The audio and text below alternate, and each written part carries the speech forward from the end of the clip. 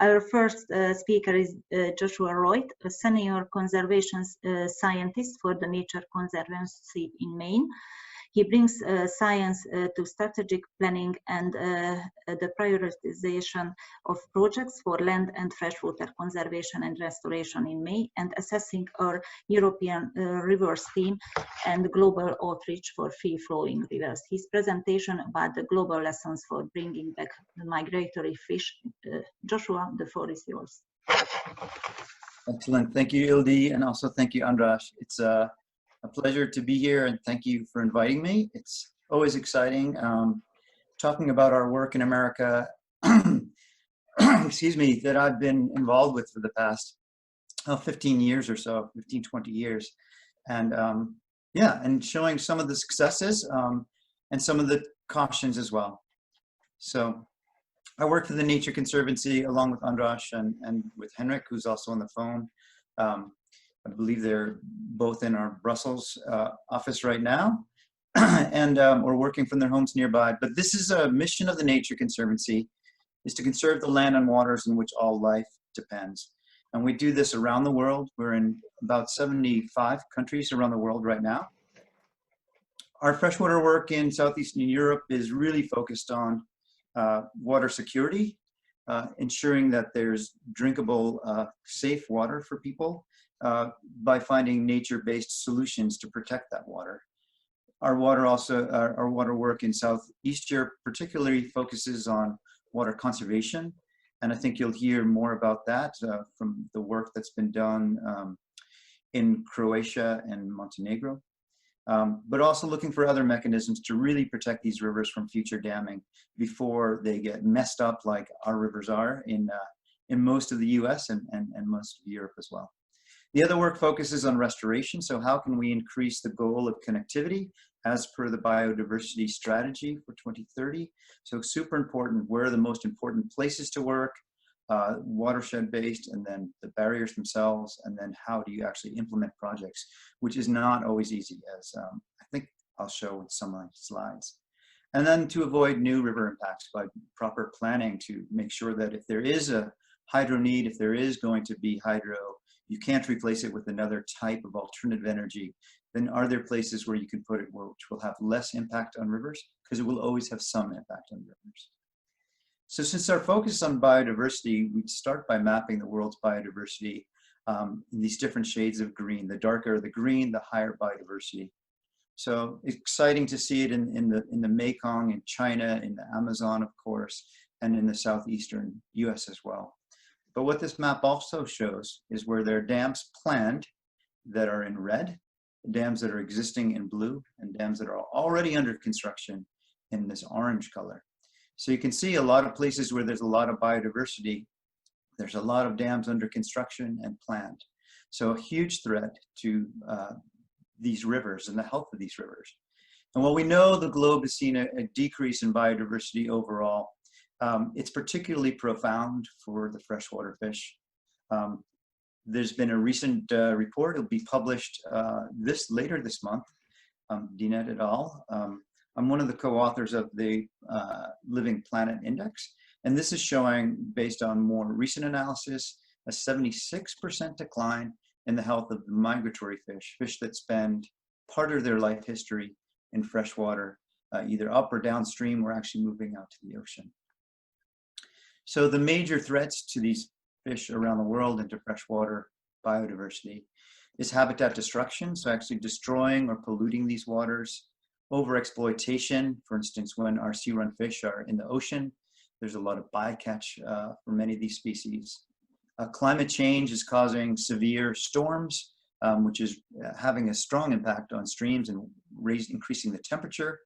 And then, of course, human-created obstacles, which is really the focus of a lot of our work in the US right now for rivers, and also a growing focus for European work. So there's a lot of dams. In 1700 in the US, there were very few dams. Somehow when Europeans, including my ancestors, came here, we started building dams just like they had built in Europe. So you can see the map in Europe, which is the recent Amber Atlas, Barrier Atlas. So over 630,000 dams have been mapped. 400,000 more have been modeled based on elevation changes, based on impoundments, and based on road stream crossings. So we talk a lot about dams, but I'll also mention road stream crossings as another important barrier to fish passage to some of the most important habitat. But just in looking at where the rivers are free flowing, this map authored by Günter Grill and many of my colleagues in the Nature Conservancy and World Wildlife Fund, we're looking for where there were long stretches of river over 1,000 kilometers around the world. And there aren't very many in the Arctic, in some parts of Africa, and the Amazon. And remember, some of these places are the very same places that were slated to have dams built on them for hydropower. Maybe there are other solutions, maybe there are less impactful solutions on nature. But there's other impacts to streams as well in terms of pollution and damming that I mentioned before. And again, I think you'll see this slide again, but it's crucial to note that many of these places where dams are planned and the biodiversity is high, there are also lots of people that depend very closely on these rivers for their main source of protein. The Mekong Basin alone has over 40 million people that rely on fish from the river as their major source of protein and many key nutrients. But I'm here mostly to talk about our river restoration work in the US. I'm in the state of Maine, where I got to participate in some of the innovative fish passage projects. And I'll start with some of the most influential and then get to some of the smaller dams, which are equally important in many ways, more important than the single large dam projects. But where is Maine? We are here across the Atlantic Ocean. We're about the size of Portugal, for reference. I think slightly smaller than, let's see, Hungary, and about the size of 2 Denmarks.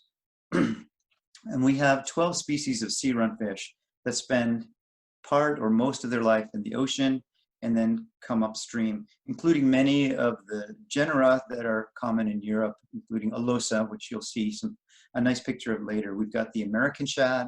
Hickory shad is to our south, and yet we've seen a couple of cases where they've come north. A lot of fish are moving their range north due to the warming oceans.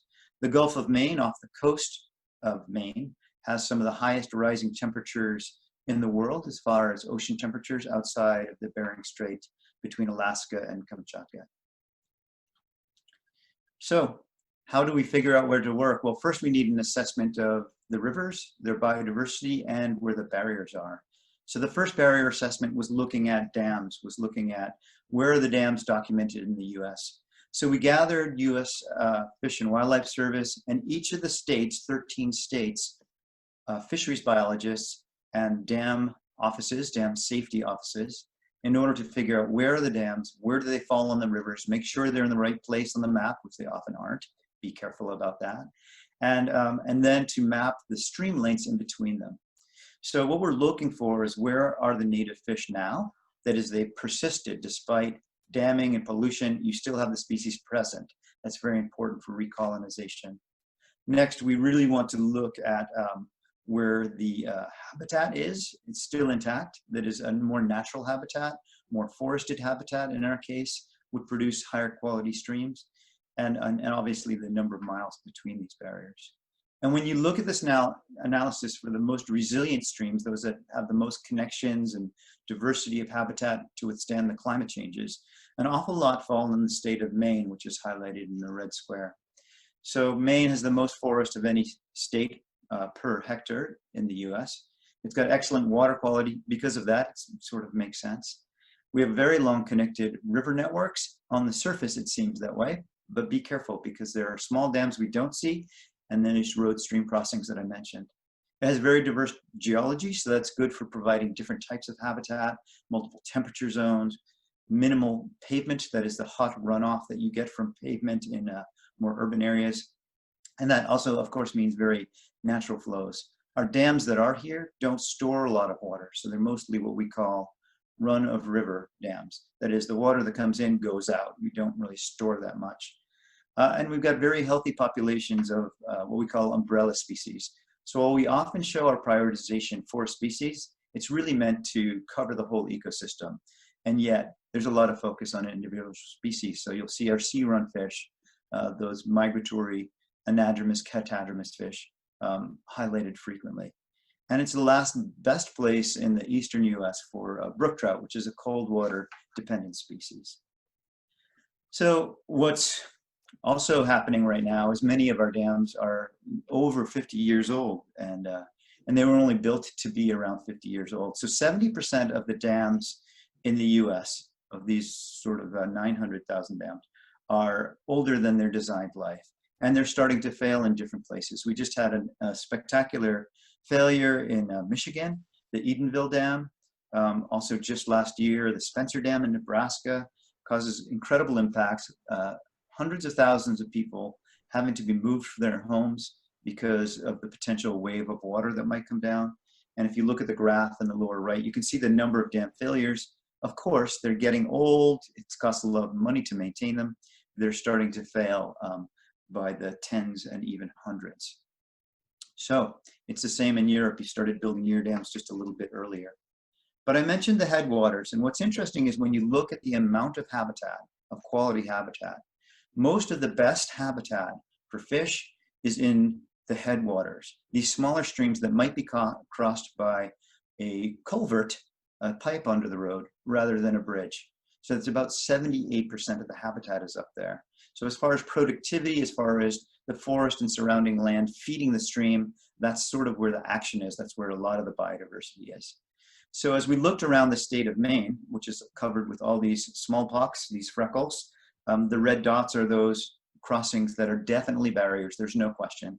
There's a lot of orange dots as well that probably are barriers. It looks like half of them are probably barriers, half maybe not all the time, but still that need to be looked at. And that leaves only about a third of them that are fully passable right now. So it's not a good situation. It took a long time to get these data.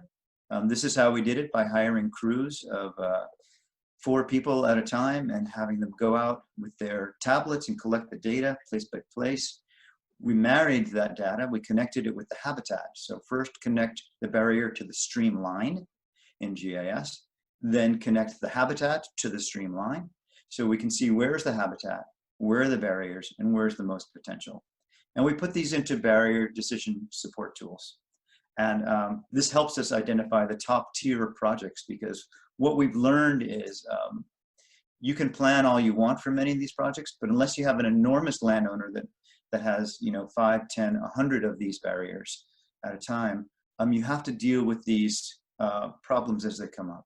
That is, there's an opportunity because a forester is going in to harvest a big chunk of woods and needs to refresh their roads, or a local town needs to repave their roads, so there's an opportunity. Or we have the state of Maine has a road network. They plan 2-3 years ahead of time. So that's the point where you want to talk to the people doing the work to see if there's an opportunity, maybe to spend a little bit more money to make a very bad fish passage passable to access a lot of habitat. And that's what we're looking for, the most habitat, the most kilometers, the best quality habitat. And also now we're learning more about the risks for people. So when dams blow out, when a culvert blows out because of a large storm, it's a big problem for people. It's a lot of detour going around. And if there's an emergency, if kids need to get to school, missing a road in one part of this road network is damaging, as well as the extreme cost of fixing a road crossing or a dam under emergency situations. We also look at partner capacity, because it's not just us doing this work, the Nature Conservancy, it's all these people who own the roads and local fishing groups that want to help as well. And there's multiple funding sources. The dam removals in the US have been going for a long time. Some of them have been assisted by nature. That is, they partially breach and then there's removal. That's been happening since the early part of last century. But recently the numbers of planned dam removals have happened much quicker. As these dams get older, they're falling apart. The people who own them don't want the liability of the risk of that dam failing. So they're looking to get help with dam removals. There's also more places where for fish passage, there's requirement to put in some kind of an artificial fish passage. And this is expensive, somewhere around, maybe 50 to 100,000 euros per vertical foot to put in fish passage. And then it needs to be maintained year after year. So there's incentives for people to remove these old dams now. 2019 was a particularly good year for dam removal. 26 states in the US out of 50 removed their dams. 90 dams removed total. That opened up over 1,500 kilometers of rivers. So that's a pretty exciting year. So for me in the state of Maine, it really starts with this dam on the Kennebec River. The Kennebec River has 12 species of sea run fish that couldn't make it past the very first dam at the head of tide, about 60 kilometers from the ocean. So it's a tidal river up until the town of Augusta, which is our capital of this state of Maine. So the dam was built in 1837. It was denied their federal permit for producing energy. It only produced the tiniest amount of energy. Of course, it didn't start with hydropower. It started as a physical power dam for the mill. It was then converted to different types of tannery and milling, which slowly, like many dams, became a small hydropower dam. Well, what can we do with it? We can at least put in a little bit of hydro capacity. So here's a dam that's blocking hundreds, actually thousands of miles of habitat upstream for producing as much power as maybe one turbine would produce today. Actually, less than one turbine would produce today. So it was only in the 80s and 90s that we began to think of the ecological impacts as well as the social impacts of dams on rivers. And that's where finally the Federal Energy Regulation Commission in the US, that's the commission that overlooks the power production and dams. They said, you've got to consider ecological impacts. And in this case, it's very strong. Not only are there 12 species of sea run fish, but one of them is the endangered species. It was soon to be endangered. It wasn't at the time, but people knew it was on the decline severely. And this dam was in the way of access, as well as the river herring. So we'll look at the river herring a lot more. But the energy value is very low, and they actually required, this is the first time in US history, that a dam owner was required to remove this dam. The next river I'll talk about is the Penobscot River Restoration Project, which the Nature Conservancy had a stronger role in terms of negotiations and the price and the actual acquisition of dams. And the project involved buying 3 dams on the main stem Penobscot River. The Penobscot is our largest watershed in the state of Maine. It also had the largest, it still has the largest run of sea run Atlantic salmon. So 3 dams on the river, which were purchased as part of a settlement agreement with the power company. They were able to increase power at other dams. And we were able to, for the total project cost of about $64 million, was to remove 2 dams and create a bypass around the 3rd. So the first dam removal was Great Works Dam, pictured in the inset on the right. And that dam removal began in June 2012. Actually on my 50th birthday, sort of exciting way to spend your birthday. And the second dam was removed just downstream in Vesey. Sorry, that was in 2013. In 2016, it was the bypass, so the dates are a little messed up on this slide. But this was the ceremony at the beginning of the dam removal. The Penobscot Indian Nation in 1980 was recognized by the federal government as a sovereign nation. The Penobscots had always lived on the Penobscot River in Penobscot County. There's even a town, Penobscot. And they've always been on this river. They were never displaced like most of the indigenous people of the eastern US and central US. So it's very important for them in terms of their tribal fishing rights that were granted over and over again, one treaty broken after another, but those fishing rights were always there. And this was one step towards getting them back some of their fishing rights. So it was a very important and holy day for them. We also have Ken Salazar, who was at the time the Secretary of the Department of Interior. So very important people showing up for this incredibly important day in 2012. This is the Vesey Dam just downstream. You can see an old fishway in the front. This was removed the next year in 2013. Now a free-flowing river. There's actually some good rapids there under high water. We've created a town park on the side. That land was donated to the town that came with the dam.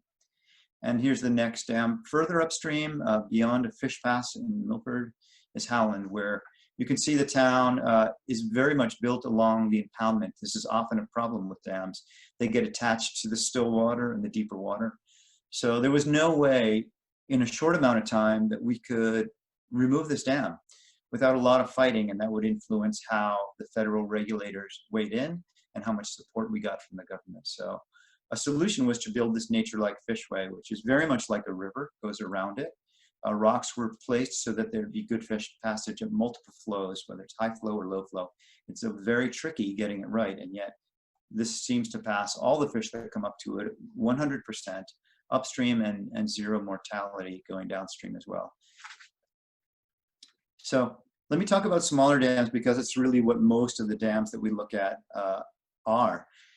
They may have started again as a tannery or some physical power dam, and then some of them became hydropowers. This one didn't, it just stayed in this community for over 150 years after its original built purpose. So there's problems with the connections upstream and downstream, obviously, for salmon and these other sea-run fish, eel, shad, blueback herring, sea lamprey. But this dam was also part of the local identity. There was a swimming hole behind the dam. It was a historic site in the middle of town. There was a firefighting water supply upstream. So there's a lot of things going against taking this dam out. And really it took about 15, 20 years to come up with a solution that kept the dam and a little bit of a swimming hole and water supply we helped develop near the site, but also created an asset for the town. So here's the dam before. They slowly tried to open up little fishways, but you can see it's a very difficult pass for fish. A salmon could make it, but it was difficult. It was often difficult for the shad and the other sea-run fish.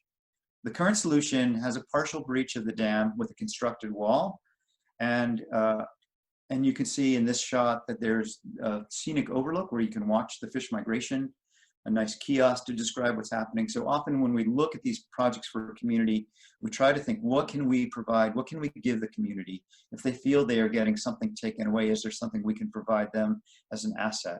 And for us as the Nature Conservancy, this is incredibly important that we connect people to nature as well. They're going to be better advocates for future dam removals if they see a good solution. They are going to be happier in their towns. They're going to be probably better connected to nature if we create a solution that brings them to rivers, that brings them to nature. Here's the next dam upstream. Again, a similar old tannery mill, log driving days. And here it is just after removal last year. It's since grown in, but it's a beautiful canoe trip or kayak trip down this river, especially with high water. And this is happening all around the US. This is my colleagues in the state of New Jersey, where the Nature Conservancy purchased the lease on a dam. So the dam was barely producing any hydropower. It's the same sort of story. It was originally created to create a pond for harvesting ice in the winter. Then it was a hydro, and then the hydro just was never profitable. It was not worth keeping. And I think you'll see this many times in Europe as well. And 1 year after removal, American shad are already returning by the hundreds, which is very exciting for the Pawlings Kill River and these people in New Jersey. The power that was previously created by this and another dam upstream has been replaced with solar panels. And I think it's a great example of just how many of these little dams are out there that could really be removed without a lot of controversy and create incredible gains for rivers. And these fish come right back. It's super exciting. So I mentioned road crossings. Here's a picture of a culvert on the left that obviously doesn't pass fish too well. It's too big a jump for any fish we have, and you'd have to jump off from this rocky little pool. So what we do is we work with the timber companies that own half of the state of Maine. We work with the Department of Transportation and local towns to create solutions like this open bottom arch. And you'll notice there's a little bit of stream bank that's built into the sides and the bottom to allow turtles and salamanders, crayfish and other animals to move back and forth without having to cross a road and put them at risk. So it's important for terrestrial movement of animals, which is that much more important with severe storms of climate change, but also the warming climate and the movement of whole suites of species. So how does this work? Well, for the Penobscot, this has been working very well. We've gone from having almost no fish coming up the Penobscot to having nearly 3 million fish coming up in the past 2 years. So very exciting there. It's not just about the fish populations, thank you for the reminder, Ildi. It's about many other species as well. And the communities that I mentioned all around, both upstream and downstream. The Kennebec River has seen so many fish come back that they've increased this harvest, they can hardly keep up with it. And these fish are sold for lobster bait, which is our primary marine industry, is the harvest of lobsters. But it is also used for food relief. It's also used for other commodities as well. So very big, strong harvest that creates money for the local towns, money for the harvesters. And there's also an impact in the Gulf of Maine where all these fish spend, remember, most of their lives, for many of these fish, is out in the ocean. So these fish, these small fish coming out by the billions, with a B, billions of fish coming out every year, feed these commercial fisheries. So this is, in summary, is what river restoration has taught us, that public and government support is critically important. So this moment in time with the biodiversity strategy for 2030 is a critical time to get this right, to have the influencers to get the word out. Prioritization is critical. Where are you going to work in terms of habitat, in terms of biodiversity, in terms of rivers and communities, and where are the individual barriers that actually can happen because the conditions are right. You need to have big partnerships. It's great to see that CEE Web has a big group of partners that's going to be very important for getting the word out, for teaching people, for celebrating and showing the excitement of this work. And there's a lot of things you can do, from helping to find more barriers, connecting with the local towns, translating the EU policy to what that's going to mean for your country or your community, your watershed. And a really big important thing is creating the time, helping get the local money, the buy-in, and creating excitement around this. For us, this has to do with the education that you can find from books like From Sea to Source, put out by the World Fish Migration Foundation that I co-authored and edited, and things like World Fish Migration Day, which again can build a lot of excitement around rivers and making that connection so that you have the support in the community where you're always going to have somebody against it, but at least you can get more of the community connected. So I don't think I have time for the video, which is just a half a minute. Ildi, if you can chime in and let me know. Then we go to the next presentation. Our next speaker is Paulo Fernandez Garrido, who could not hold her presentation in person, but she sent a recorded file and I can play it. Shortly introduce her. Paulo Fernandez Garrido studied forestry engineering and did her master's in ecosystems restoration.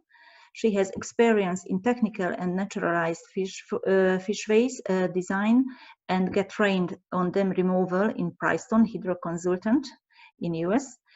She started designing fishways in England, but soon after she began working for World Fish Migration Foundation on different projects like World Fish Migration Day, Amber Project, and Dam Removal Europe project, which she developed along with Herman Wanningen. Good afternoon, everybody. Thank you so much for the opportunity to present here today. Hopefully, I can make it and stick into 20 minutes. I'll hope not to go over the time, but I talk a lot, so I don't promise anything, but I'll try. I will share now my screen with you with the presentation I have prepared. And I really hope that this presentation is useful for all of you. So before I start talking about dam removal, I would like to introduce our foundation really briefly. World Fish Migration Foundation was created by Herman Wanningen in 2014. And the mission of this foundation is to save migratory fish by reconnecting rivers.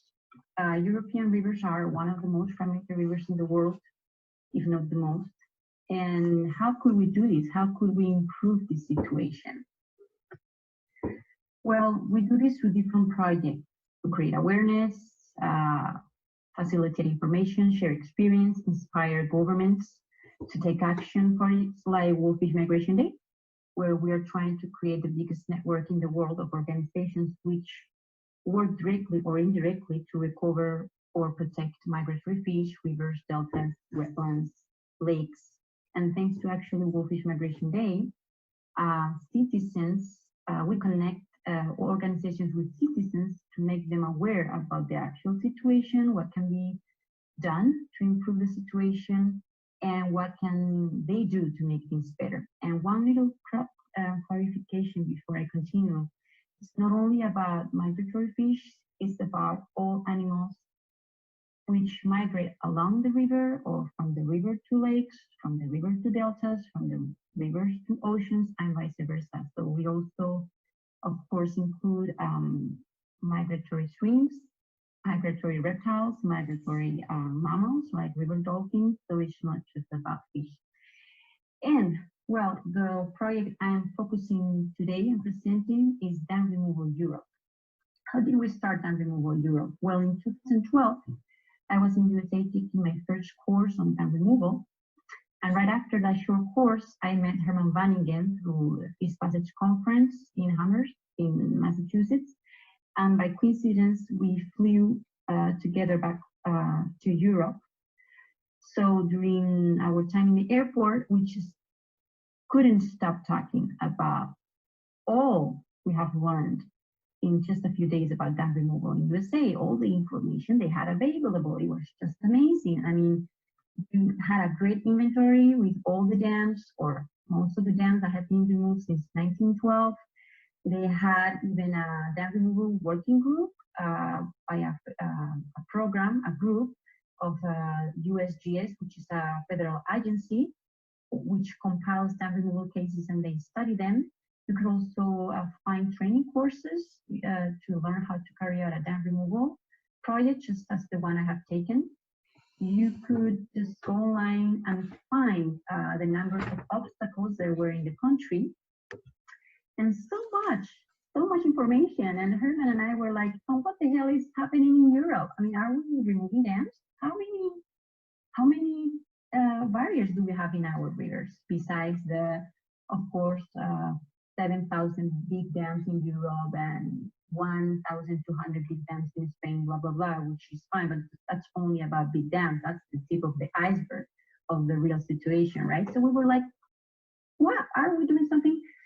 I mean, what's happening? So right when we arrived back home, we started searching, contacting national and regional governments, country by country.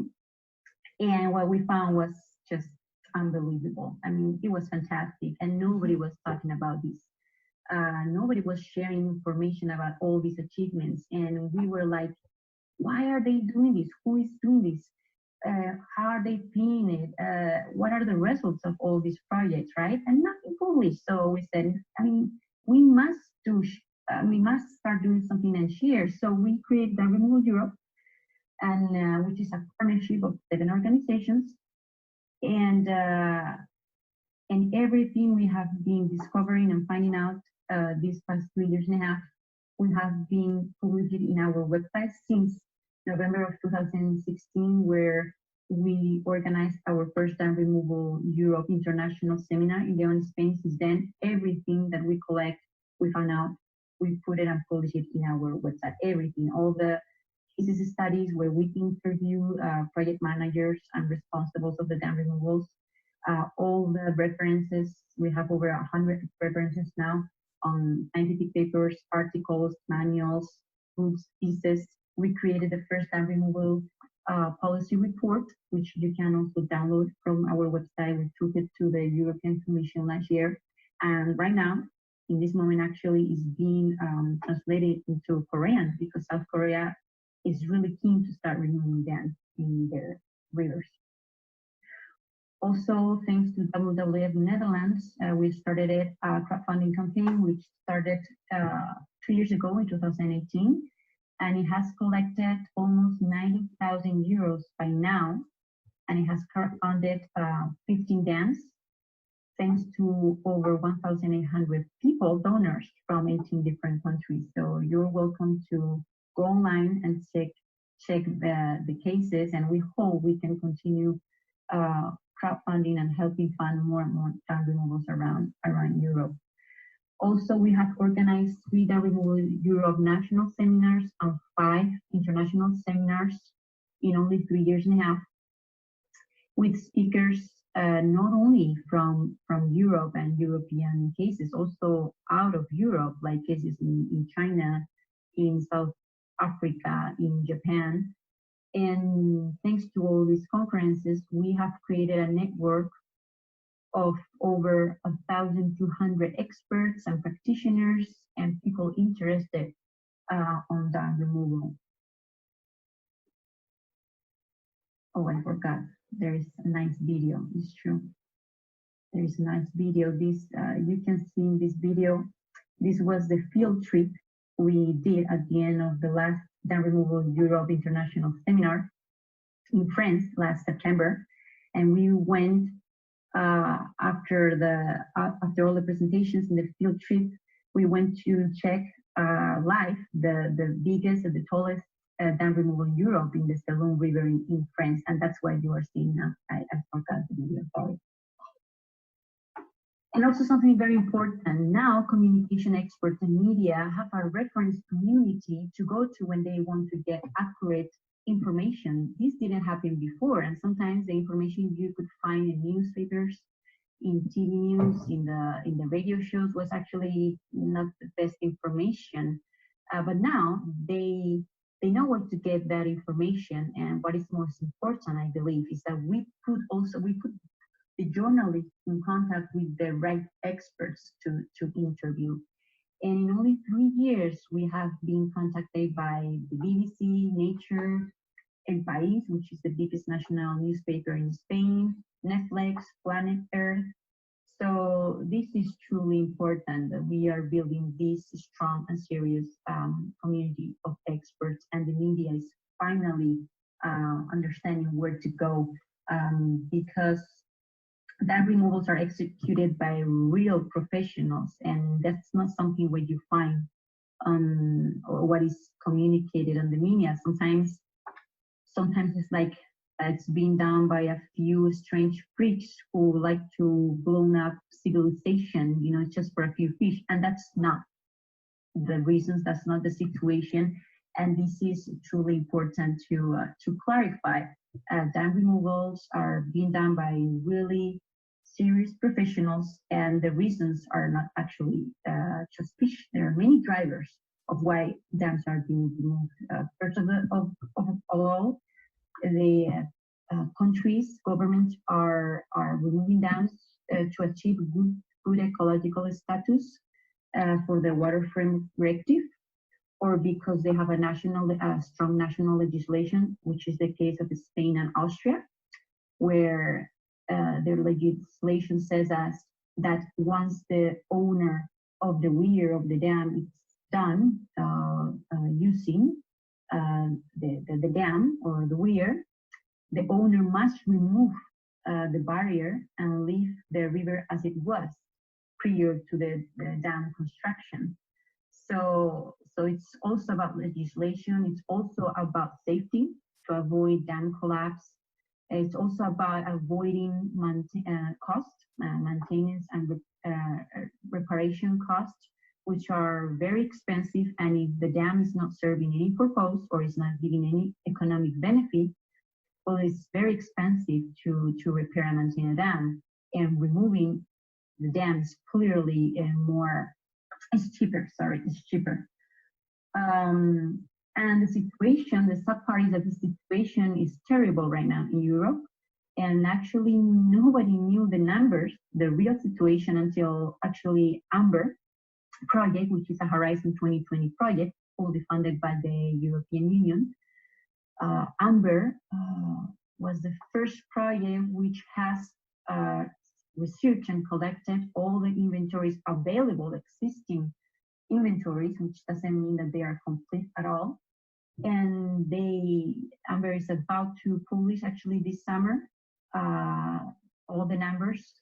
And it was amazing to discover that we have over 1 million barriers in Europe. And the worst part is that thousands of those barriers are obsolete or not in use anymore. So we have so much work to do.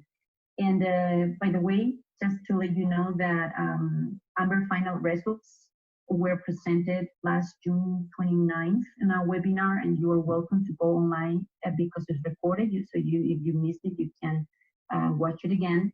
And on Monday, Tuesday, and Wednesday of this week, July 13th, 14th, and 15th, there is an Amber Summer Camp. So it's a workshop where they will explain and going in depth into how to use the tools they have created and how they have created the atlas and how you can use the barrier tracker application they have created. So they will go in depth, and it will be very interesting. And you are still welcome to register in that link.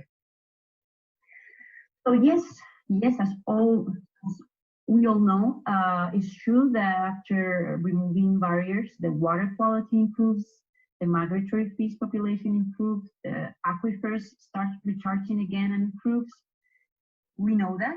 There are many studies that prove this, but we must not forget something. We need to have in mind that it's not only about environmental benefits, and this is crucial. This is really important for all of us to know, because dam removal projects are not only an expenses. It's not a cost. It's not money that governments or people are putting to recover some fishy or some butterflies or some flowers or some. No, it's not only about flowers and butterflies and fish. And no, it's also about economic benefits, and this is something that we need to start talking about. You can create new business opportunities. You can reopen fisheries, like this example in Maine, where fisheries were closed.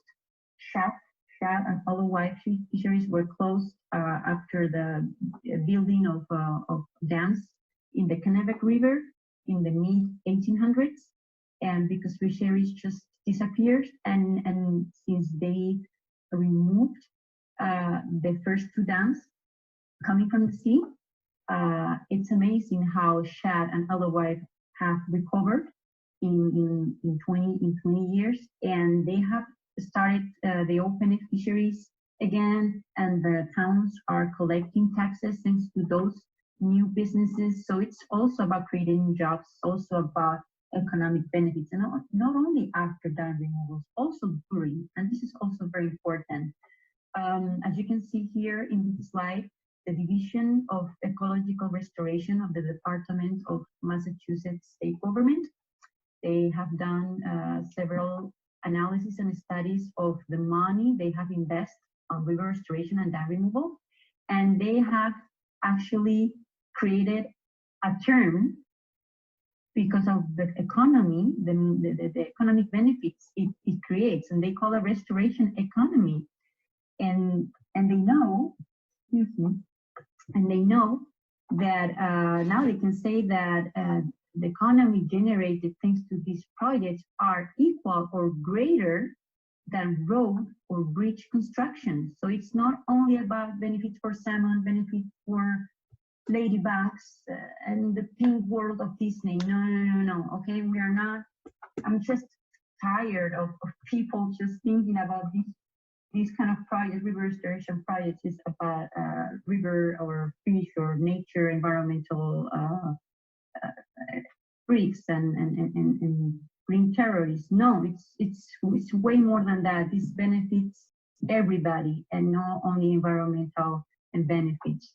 And actually, now that I said Disney, this just reminds me about an anecdote of Disney Finland has just created a comic for children explaining why removing dams is important. So it's amazing how things are changing and improving little by little, and hopefully this gets to all the countries. Anyway, and one thing that I really wanted to highlight in this presentation is that to make this happen, to make dam removal happen, we cannot just depend on EU money. We cannot just depend on LIFE projects, Horizon projects, Interact projects. I mean, they obviously help, they are needed, and it's wonderful. But we must have the support and the commitment of national governments, and to have national funds, just like Scotland. Scotland has an amazing, fantastic fund, annual fund of 2-3 million euros to restore the rivers, where they remove dams, they remove levees, they build fishways.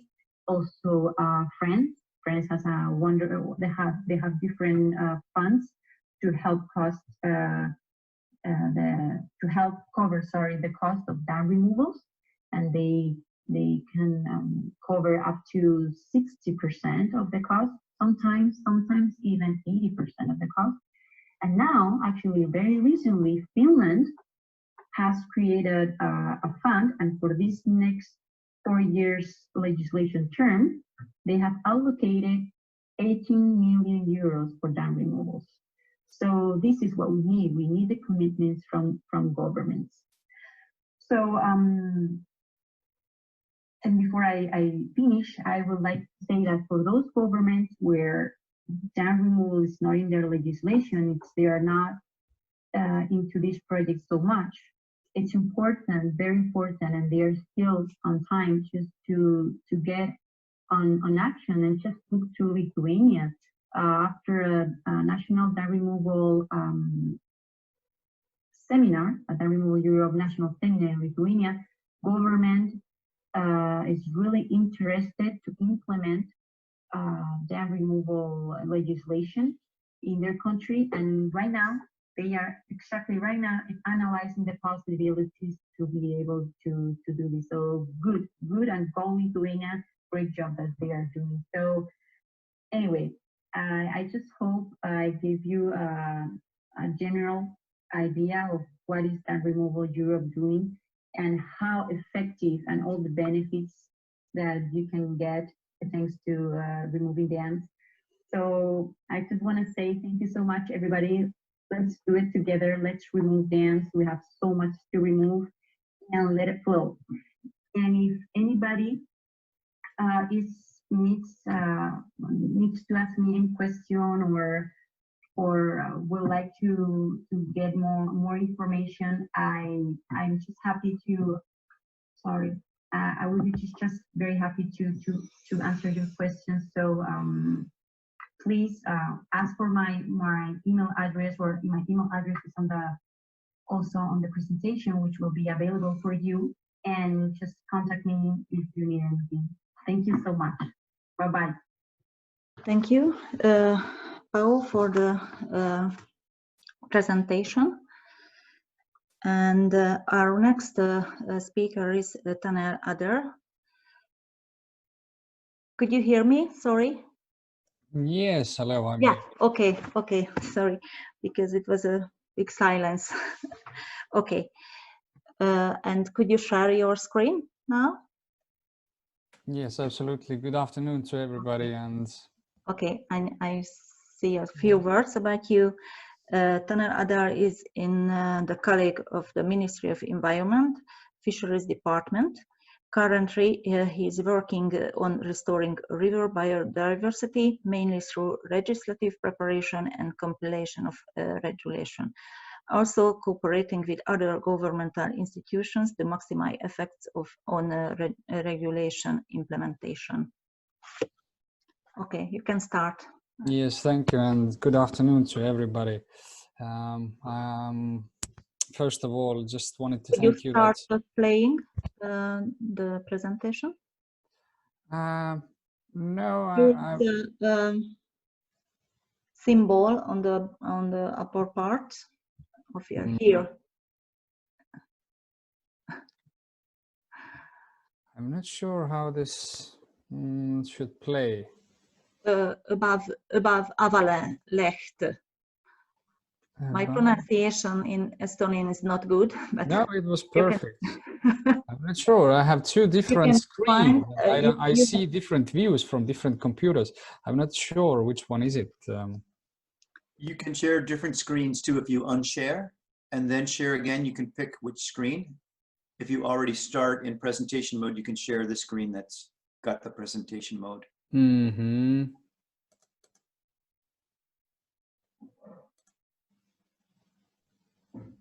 Is it better now? Yes. Okay, it's perfect now. Thank you. Yes.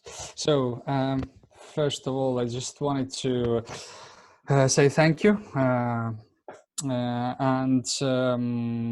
going into the dam removal and challenges, just wanted to say a few things about Joshua's presentation. We have absolutely the same problems, same issues,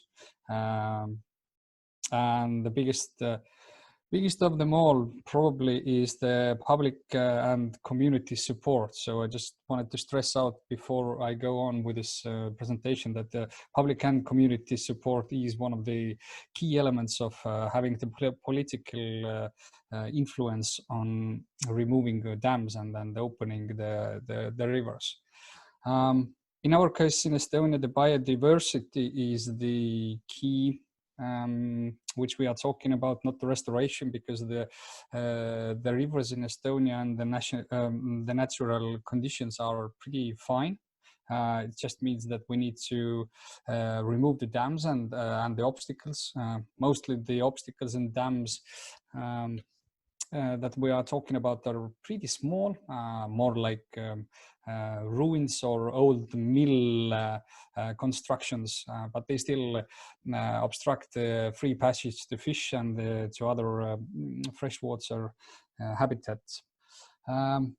So I compiled the little preconditions and key elements, what we have been doing here for the last 16 years now, that we also implemented the EU directive of water. Since then, we have implemented many inter-country special laws and legislations, and through them, through these documents, we have been able to enforce, in some cases, really enforce the law and remove the dams. So the basic idea is that if the construction or the weir or the dam is not necessary, it has to be removed. So this is the keynote from all these laws and the regulations.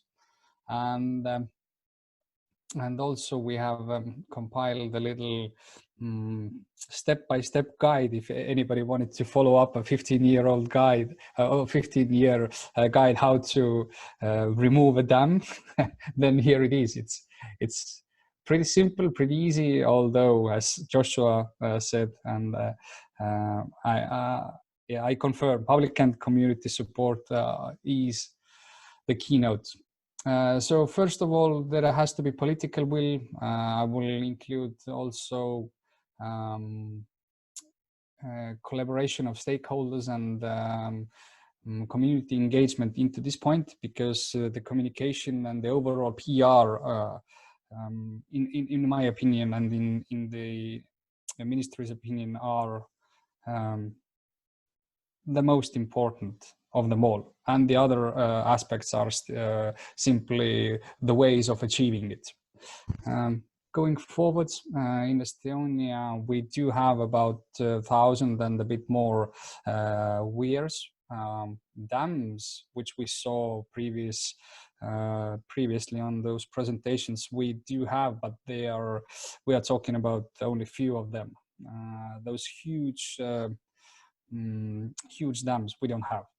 But there are thousands and thousands of basically small ruins or some obstructions that still cut the rivers in pieces.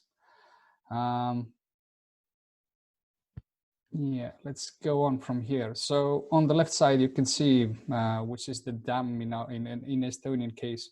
So we have a few of them, but these are only maybe 5, not more.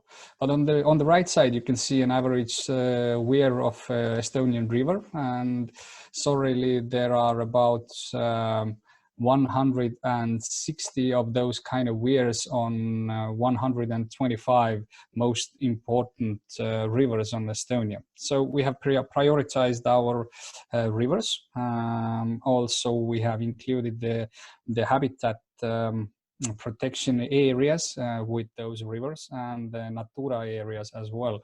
So those 125 rivers we have been able to enforce a bit more strict legislation that actually says that the rivers must be free. We have tried to enforce also the way of fish passages. So if you do not use actively the weir or the dam, you didn't have to remove it before, but you had to create a passage for the fish to move freely. But in Estonian case, we have seen that most of these artificial passages don't work. So still fish don't go in the passage. The mortality rate is rather high, and they can't find it. So this is a big problem for us, and we have taken more like a one-way street of removing the dam or creating only a natural fish passage. So we have been able to remove a few hundred of those little dams or obstructions throughout the last 10 years. There are about 600 to 700 today that are still problematic for fish. We have been working together with the communities and gained an exceptional tool of help how to keep up with this PR that needs to be fueled to the media and to the publicity for having the political support that is so necessary when you want to remove any smaller or bigger obstacle on the river. And what I'm talking about is we have salmon patrol. Coming to that very briefly, the biggest example that we just wanted to point out is also the dam of Sindi.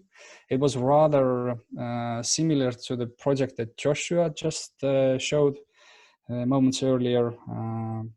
We were able to free up about 3,000 kilometers of running rivers. There was 15 years of work done in preparation of removing this dam, and as said in your earlier introduction, that the most important is the community support and the PR, and one person who took this dam removal as his life work got a life reward for removing the dam of Sindi. So this was pretty nice. That was pretty cool. But there has been always like a spokesman who keeps up the questions why the dam is there, why it's not removed, and then so keeps fueling the political pressure. So I added here this video as well. This is a YouTube video actually. I'm not going to show it. It's rather similar to what Joshua showed, but in Estonian perspective, the dam and the removal was a huge thing, and it is still in media after a few months, time at a time. And the dam was removed then last year. So coming to the most important aspect of dam removal in my and the ministry's opinions is the political and community support. So for this there was a great like a support from fishermen, recreational fishermen, who then created a salmon patrol.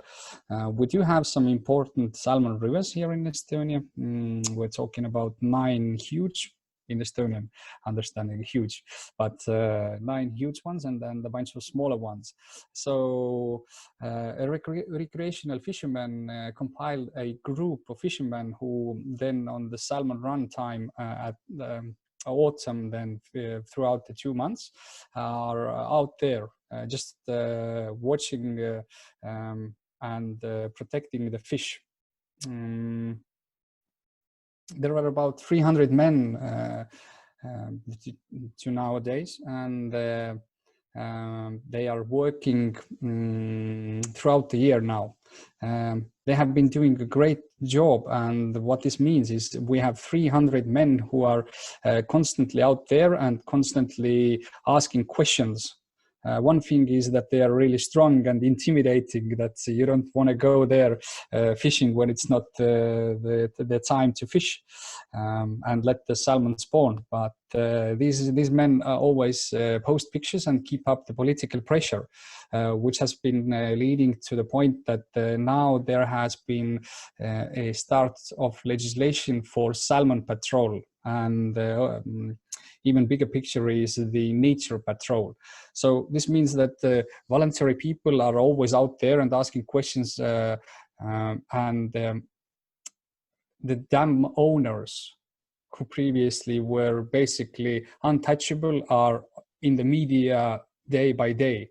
And then people are asking that if you're not using the dam, we have the laws. Why is the dam here? So the ministry has found a way to support the salmon patrol financially, because you might have all the voluntary work and the motivation to do the thing, to do your thing and the right thing, but if the financial support is not there, it is not happening. Overall, Estonia has been a pretty good user of the support we're getting from the EU. We are really thankful for the EU support of financial and legislative part, and we have been very closely following all those nature directives and implementing those in Estonian law as well. We have been granted help from the EU Fisheries, Maritime and Fisheries Fund, and from the Cohesion Fund. The biggest project of Sindibai is also, we got funded from those institutions, and without this funding, even though the interest and the support, the pressure of political and community wise, without the monetary support, it would never have been happened, and then the 3,500 kilometers of free rivers would have not been opened. So from our side, I made a little checklist of how to do and what to do. Estonia is in a really good position of removing dams because we are so small. If you want to be in the media and if you want to fuel some of the topics, it's really easy. We do have some support from outside, from volunteers, which is a huge impact on letting the community and all the society know that the dams are bad. It's as easy as that. Dams are bad, and the message has got there.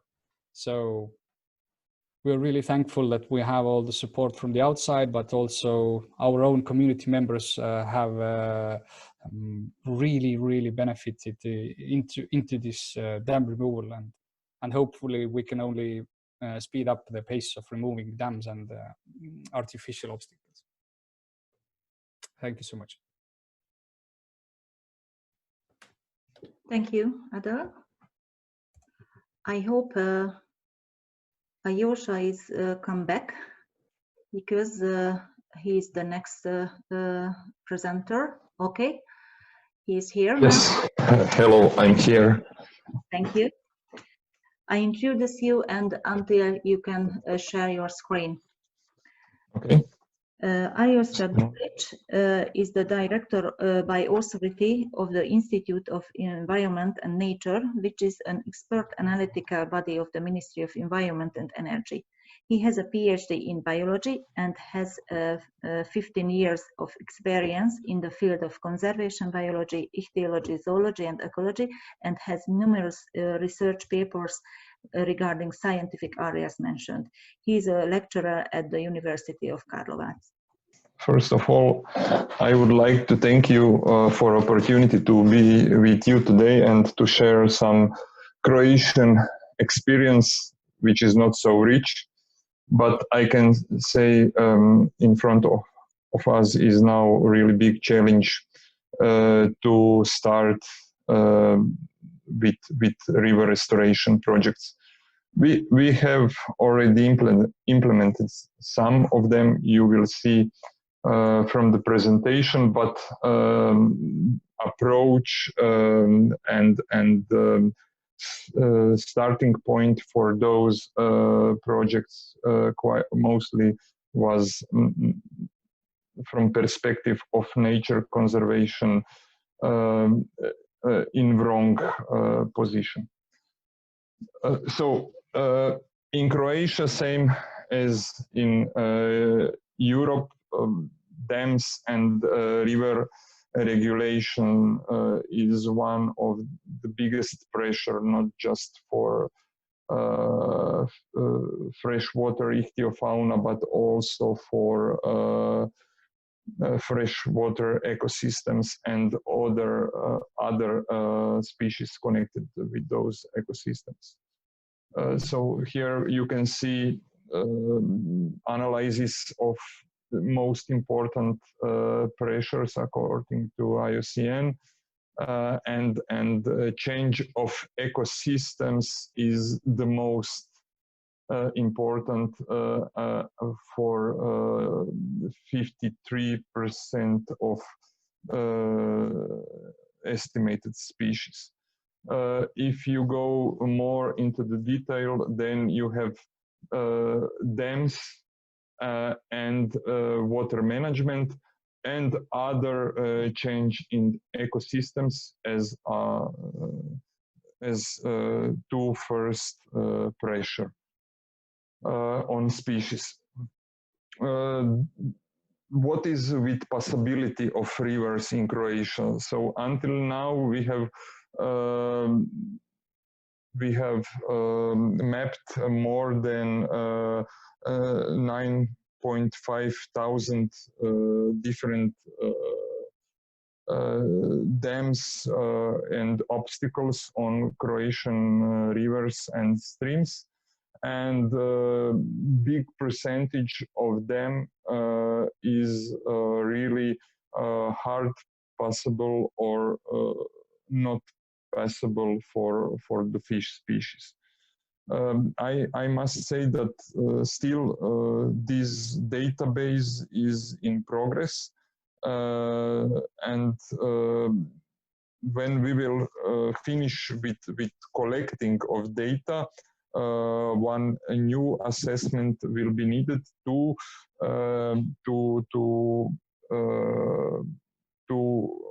identify and prioritize dams and obstacles for which we need implement measures for removal or to make them passable. We have really big problem in smaller brooks and rivers, not so big in large rivers, especially not in continental part in Croatia, because we have three big dams on river Drava and in upper part, and then whole flow of Drava is passable. Also, the same is with Sava River at this moment, with Danube in Croatia, and all other bigger rivers in continental part of Croatia. We have just several older dams, for example, one on Kupa River. A bit different is in Adriatic basin, because all of rivers in Adriatic basin are, we can say, are fragmented with some obstacles and dams. So how we started? We started on Drava River in 2009 with implementation of several different projects since then. But the biggest challenge was from the beginning approach. Why we are doing restoration? In those cases, there was not problem in dam removal, but there was problem in restoration of ecosystems reconnected with some meanders, river branches, with some oxbows, and giving room for the rivers. So during the implementation of such projects, nature was not in focus, and that was the main problem, because on one hand we had water management authorities, and on the other hand there was nature conservation sector and also fisheries sector, but they were somewhere in the middle. When a water management sector started with project of restoration or revitalization, how they named those projects, they didn't look on nature, they didn't look on ecological network existing at that time in Croatia. Today that is Natura 2000 ecological network. They didn't care about species, status of habitat, and so on.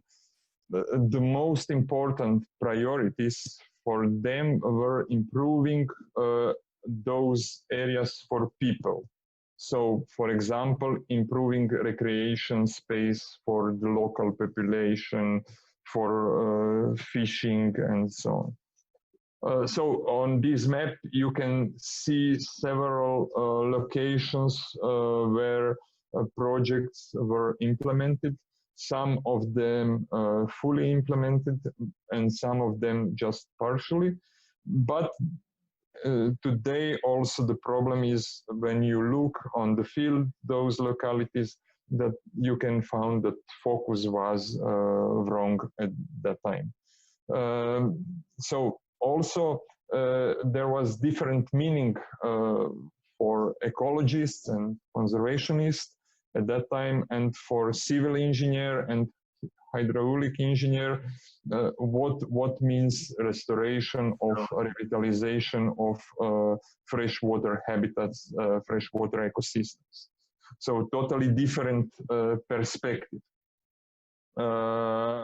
And it was really a big problem to explain them that for us, that is process of managing rivers to reinstate natural processes, to restore biodiversity, providing benefits to both people and wildlife. Of course, people are very important, and ecosystem services is one of these the three most important point on which we need to be focused. But on the beginning, biodiversity, species, natural processes for us are the most important. So because of that, we have been in some, let's say, trap, because for all of those projects, appropriate assessment were needed, and we had really painful process of appropriate assessments for those projects, to make them feasible, to make them really acceptable for nature. That was the beginning. In 2012, we get opportunity from Dutch government for one project between Dutch and Croatian government. Meander project was the name of the project, to prepare a guideline for river restoration plans in Croatia. That was good opportunity because water management sector and nature conservation sector seated together on the table together with experts from Netherlands, and started to talk and to work on those guidelines.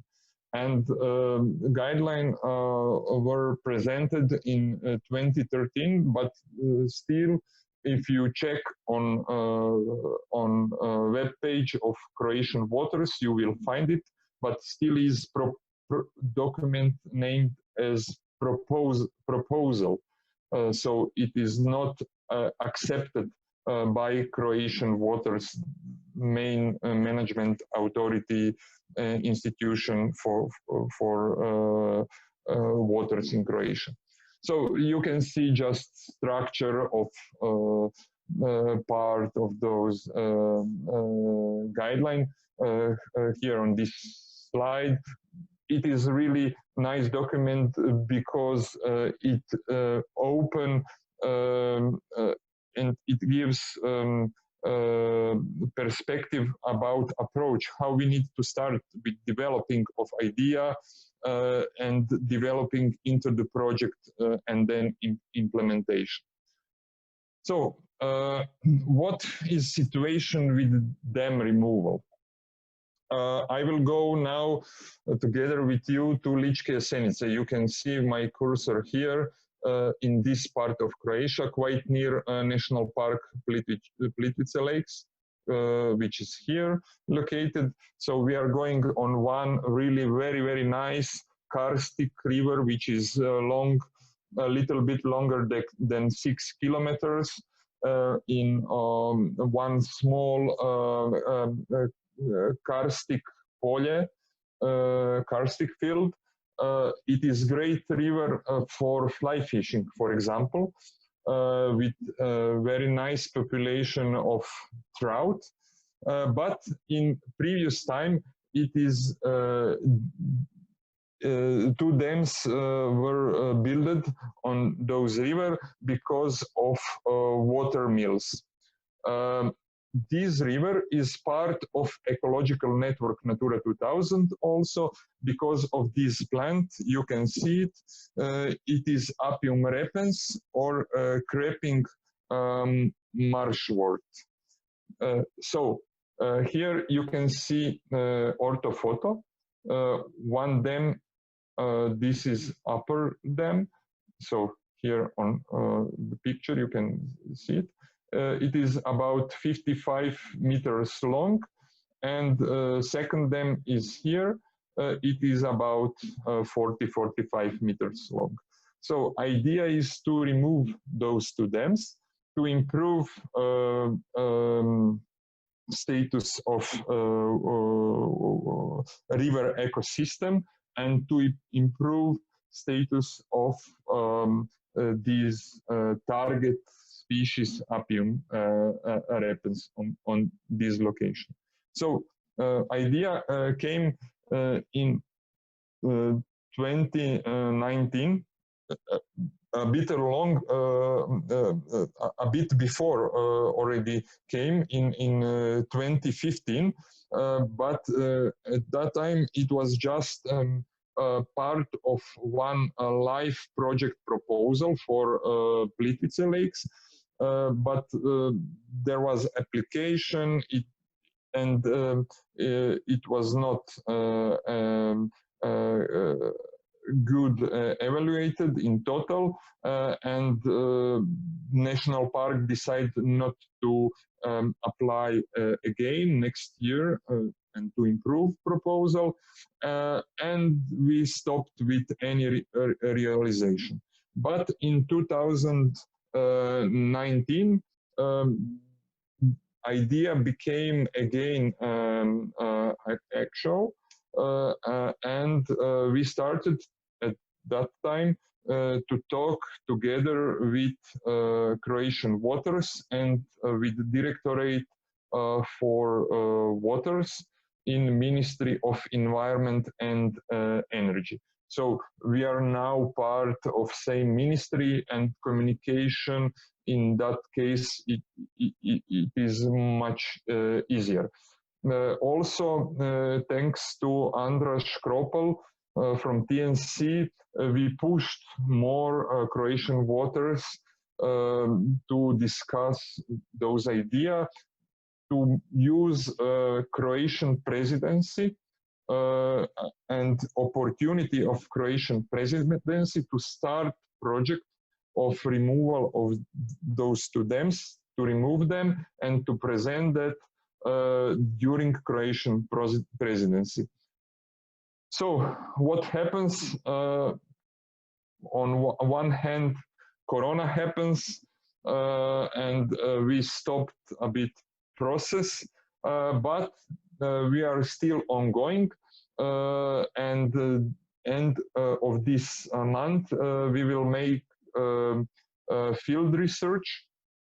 We will pass whole river to make really to get really good picture about status of Apium repens, and after that we will prepare together and finish together with Croatian Waters project proposal. Also, we are in contact with TNC and WWF Adria about communication with public and to use this project to present good practice on a regional level, because we have really big problem in all Western Balkan countries with big pressure of small hydropower plants and different type of obstacles on those rivers. So this could be really great start to show that is possible. And really important is that we have will from governmental level to remove those two dams. They are not really big and so important, but it is really important to present that is possible, that we can do it, and that this is really one of possible approaches for the future, and to remove then in the future some more serious dams in Croatia. So if you look, for example, status of water bodies in Croatia, this map is from River Management Plan for period 2016 to 2021. You can see that many of them are in bad or very bad status, and that we need really big effort to improve status of those rivers. Also, I can say that we have really big part of Croatian rivers and brooks in ecological network Natura 2000, not just because of freshwater fish species, but also because of some other invertebrates or because of some habitats, and it is really important because of that to use this opportunity to improve those ecosystems and the rivers in next period, especially regarding new biodiversity, EU Biodiversity Strategy. So on this picture, you can see, for example, Sava River in Zagreb and near Zagreb. It is like a channel with some lakes. Some of them are, let's say, old oxbows, but most of them were made during gravel excavation from inundation. You can see also some old branches, river branches. And this part is really very interesting because especially this part is not very populated with people. So there is no settlements. This part is also protected as zoological, not ornithological reserve. Here is border with Slovenia. And we have now two concepts, because we have also big problem with Sava after this channelization and building of dams in Slovenia upstream. There is no more so big amount of sediments, and the river is digging and digging slowly bottom, and now we have problem already here in Zagreb with fresh water, drinking fresh water, because we are using underground water, which is filling from with water from Sava River. So because of this bottom digging, that is a problem. Level of underground water is also going down, and in the future we expect big problems. So there is now several concepts how to deal with that challenge, and one of concepts is to build several dams and also power plants, hydropower plants on those dams. The other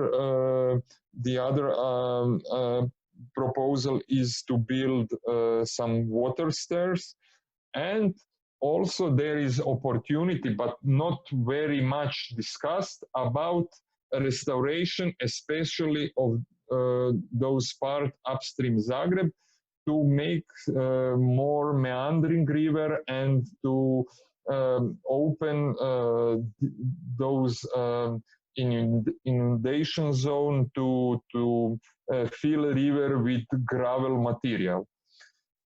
So we will see what will happen, but if you are looking not so much into the history, so first half of 19th century, you can see how Sava River looks in those areas. It was really very nice, meandering anastomosing river. Here you can see overlapped data from different parts in last 2 centuries. This view is from here, from this hill here on this location. So here now you have channel, and this is in I think 1932, from 1932 picture. So you can see how this river was nice with a lot of gravel and really great habitat, for example, for Danube salmon. Today it looks like this. So all this area could be used for a restoration of those river. This location is from this part here, and here is Slovenia. So really big challenge, especially between proposals of hydropower plants in these region, or, for example, of restoration. We also started, thanks to WWF Adria and TNC, with establishing of one governmental working group. Idea is in September that those working group will start with work and to discuss how to implement all obligations regarding EU Biodiversity Strategy about river restoration, dam removal, ecosystem restoration in future decade in Croatia, what we need to change in legislation, what we can use from existing legislation, and how to develop idea together in between different sectors and to get really success of improving status of freshwater ecosystems in Croatia. In those working group, scientists, NGOs, and public institutions and governmental institutions will be involved. So we have really big expectations at this moment from those working groups. So thank you, and I'm open for questions. Okay, thank you, Alyosha. We have one more presentation within the first part, and then we have time for the questions. Our next speaker is Tobias Schaefer. Are you here, Tobias? Yes, I'm here. Okay, could you share your screen now? Alyosha has to close his screen. I'm sorry. Stop, yeah, stop share, okay. Okay, first a few words about Tobias. Tobias Schaefer is coordinator of urban waters at Leibniz Institute of Freshwater Ecology and Inland Fisheries in Berlin. He holds a degree in landscape architecture and environmental planning. He has worked in the field of river conservation and water policy for almost 20 years. He joined Living Rivers Foundation in 2018 and is a long-standing member of the Water Working Group of European Environment Bureau in Brussels. He is initiator and curator of River Film Fest. Thank you. You can start your presentation. Yeah, thank you very much for the invitation. Thank you for giving me a chance to give a presentation here on legal aspects of river protection. I'm not a lawyer, so this is not a legal talk, but of course, I'll talk about a tool or a set of tools that are important for river conservation. My screen should be working. Wait, where's my screen?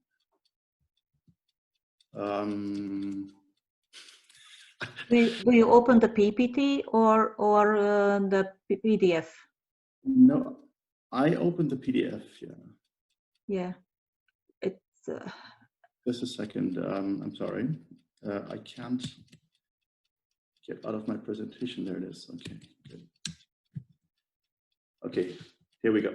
Okay. So sorry about this. Okay. This is my outline. The first message is rivers are flow, and legal protection should be about protecting free-flowing rivers in the first place. The 4 points I want to talk about are, number one, what is a river for? That's essentially up to society to decide, but if we want to protect a river, we need to know what we want to protect and against what we might want to protect the river. Second, legal protection schemes for free-flowing rivers in Europe I had a chance to do a little survey, a study on existing protection schemes in 5 European countries, plus some more, and I'll talk about the findings. Third aspect, a vision. How can we establish a network of protected, healthy, dynamic, and free-flowing rivers, and what does legal protection have to do with that? Fourth point is, I think in all of this discussion, we need to work on changing the conversation. We need to talk about rivers as dynamic ecosystems, and maybe 2020 is a turning point with the biodiversity strategy, stressing freshwater ecosystems in such a nice way. Okay, so what's a river? A river is, ideally, a river is healthy, dynamic, and free-flowing.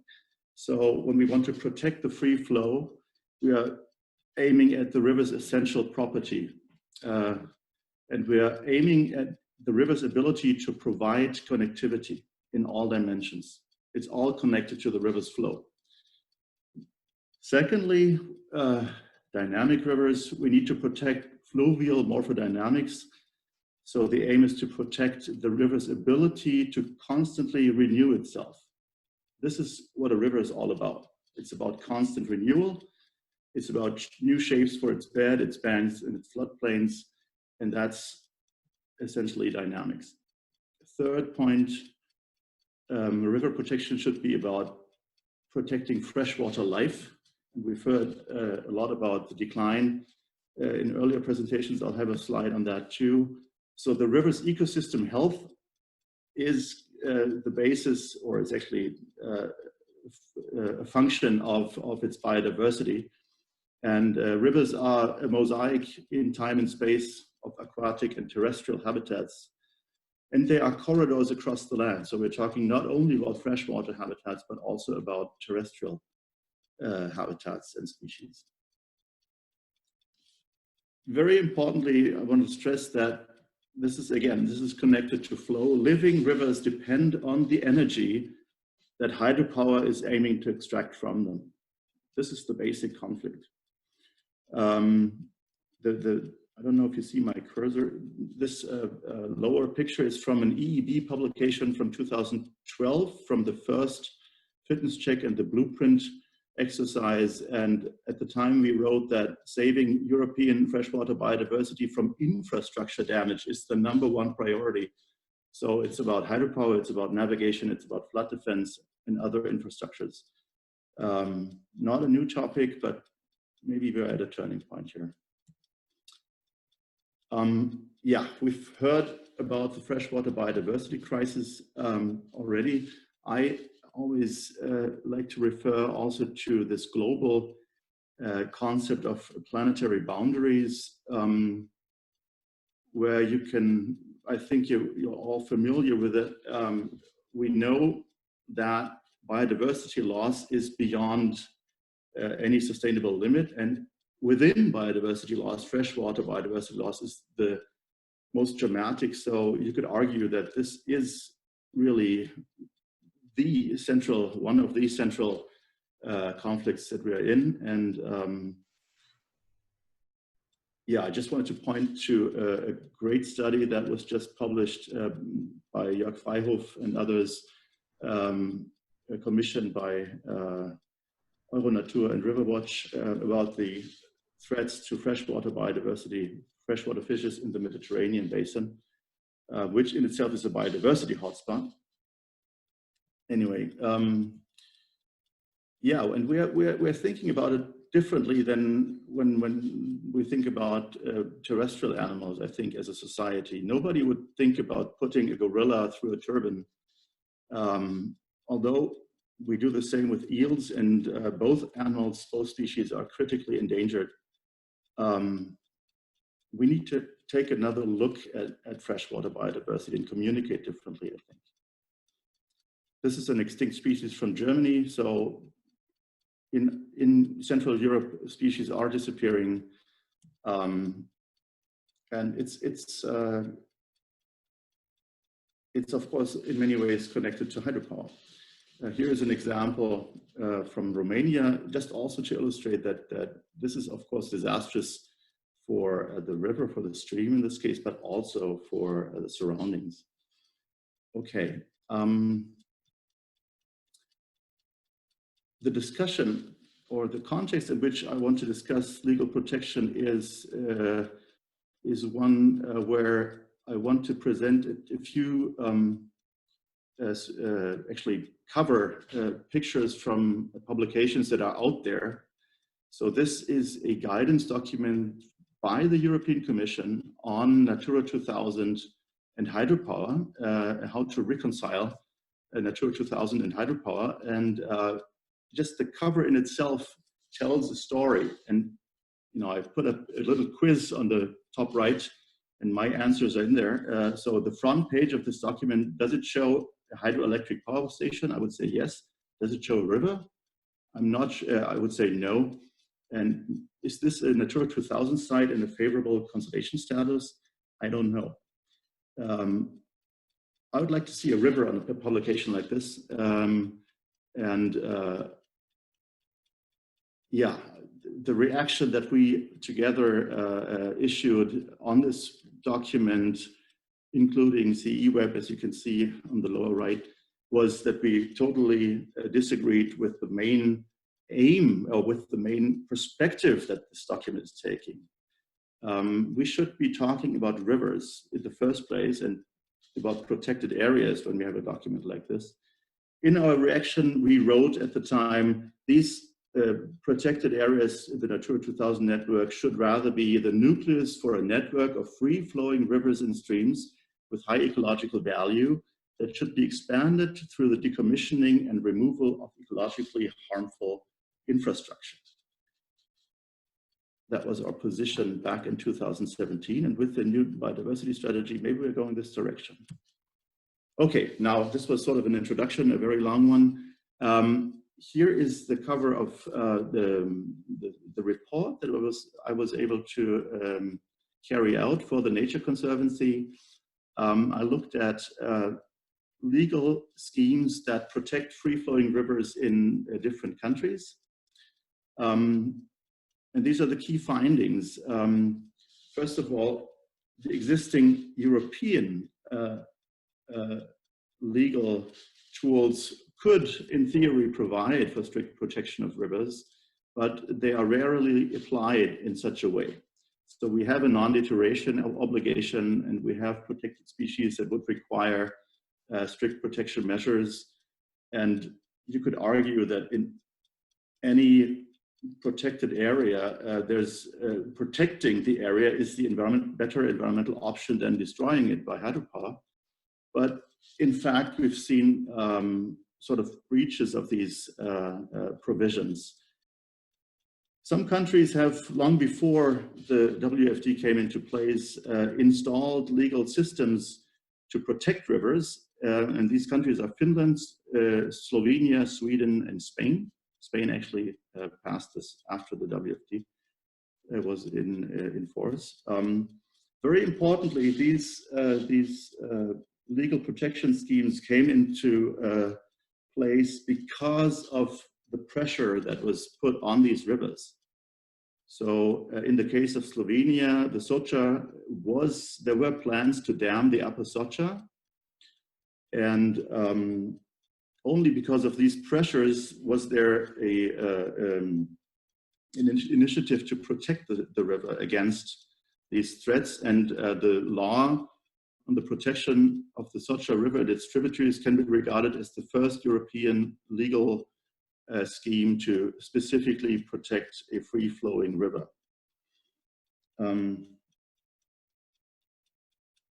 In the study, I think the best answer I got to the question, why would you protect a river, was given on the Soča. I asked a colleague from WWF to explain the protection scheme, and I asked him, why is the Soča River protected? And he said, because she's beautiful. And I think this is what drives us to protect rivers, and this is something to keep in mind, I think. It's about our feeling and our love for for these rivers and for the nature in them. In Finland and Sweden, hydropower had destroyed most of the large rivers, especially up north, and only a fraction was remaining, and the opposition against further destruction resulted in 1987 in a list of rivers where the Finnish parliament decided these cannot be dammed, these river stretches cannot be dammed, and the state will actually buy the hydropower or the river rights, the water rights, so that there could be no further claim for hydropower development. Sweden was 10 years later, and there's a long list of Swedish rivers that are protected as free-flowing, and no license for hydropower development may be granted.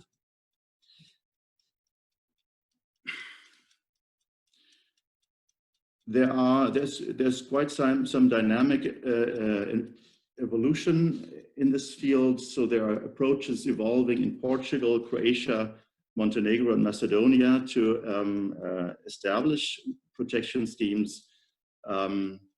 What is interesting is that the existing approaches are national legislation, and they were established in very different decades, and they're rather disconnected. So there's nothing like a European approach that would systematically and strategically argue why a network, a system of rivers needs to be protected in order to preserve European biodiversity as such, freshwater biodiversity. So here is a map that shows you that there are quite a number of river stretches or rivers protected. But yeah, large parts of the map are blank. And as you can see on the right, these laws date back from very different periods.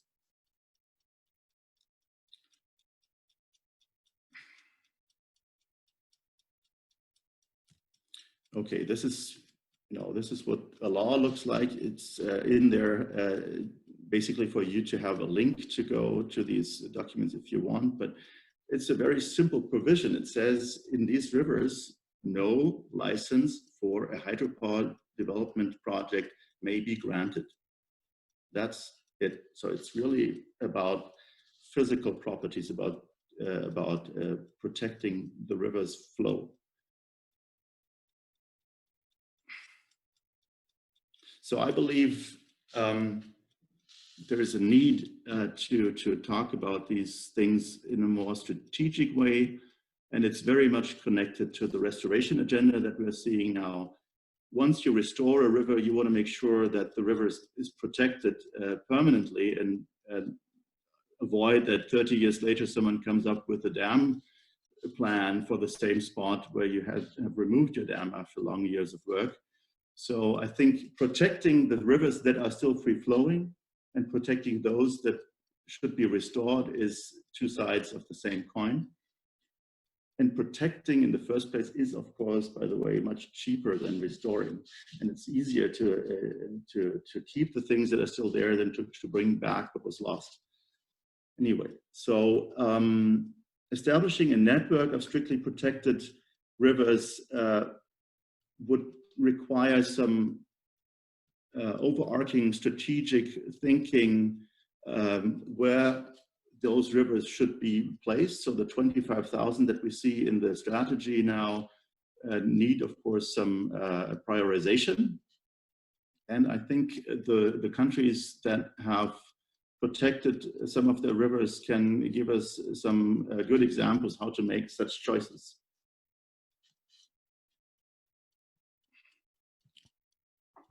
A very good inspiration, I think, comes from the US with the Wild and Scenic River System, a 50-year-old idea that is still growing. It's a small set of rivers, but it is a growing number that is, and it's a set of rivers that are the prime rivers of the country there, and from coast to coast, certain selected rivers are preserved in a free-flowing condition for the benefit and enjoyment of present and future generations. And I think that's a system where some inspiration can be found also for other parts of the world. And the same is true for the great stories we hear about dam removal in the US, and the Elba River has been on the slide before. This is a mind-blowing project, and I think it is really an eye-opening experience to see that these structures can come out, that they have to come out, and how a river is actually reborn after such a removal. I think we've seen this map also. Europe is a focal point of dam construction, and we need to think differently about investing our resources wisely. We cannot possibly proclaim 25,000 kilometers of rivers being restored to free-flowing condition, at the same time build hundreds or thousands of new structures that would fragment other rivers.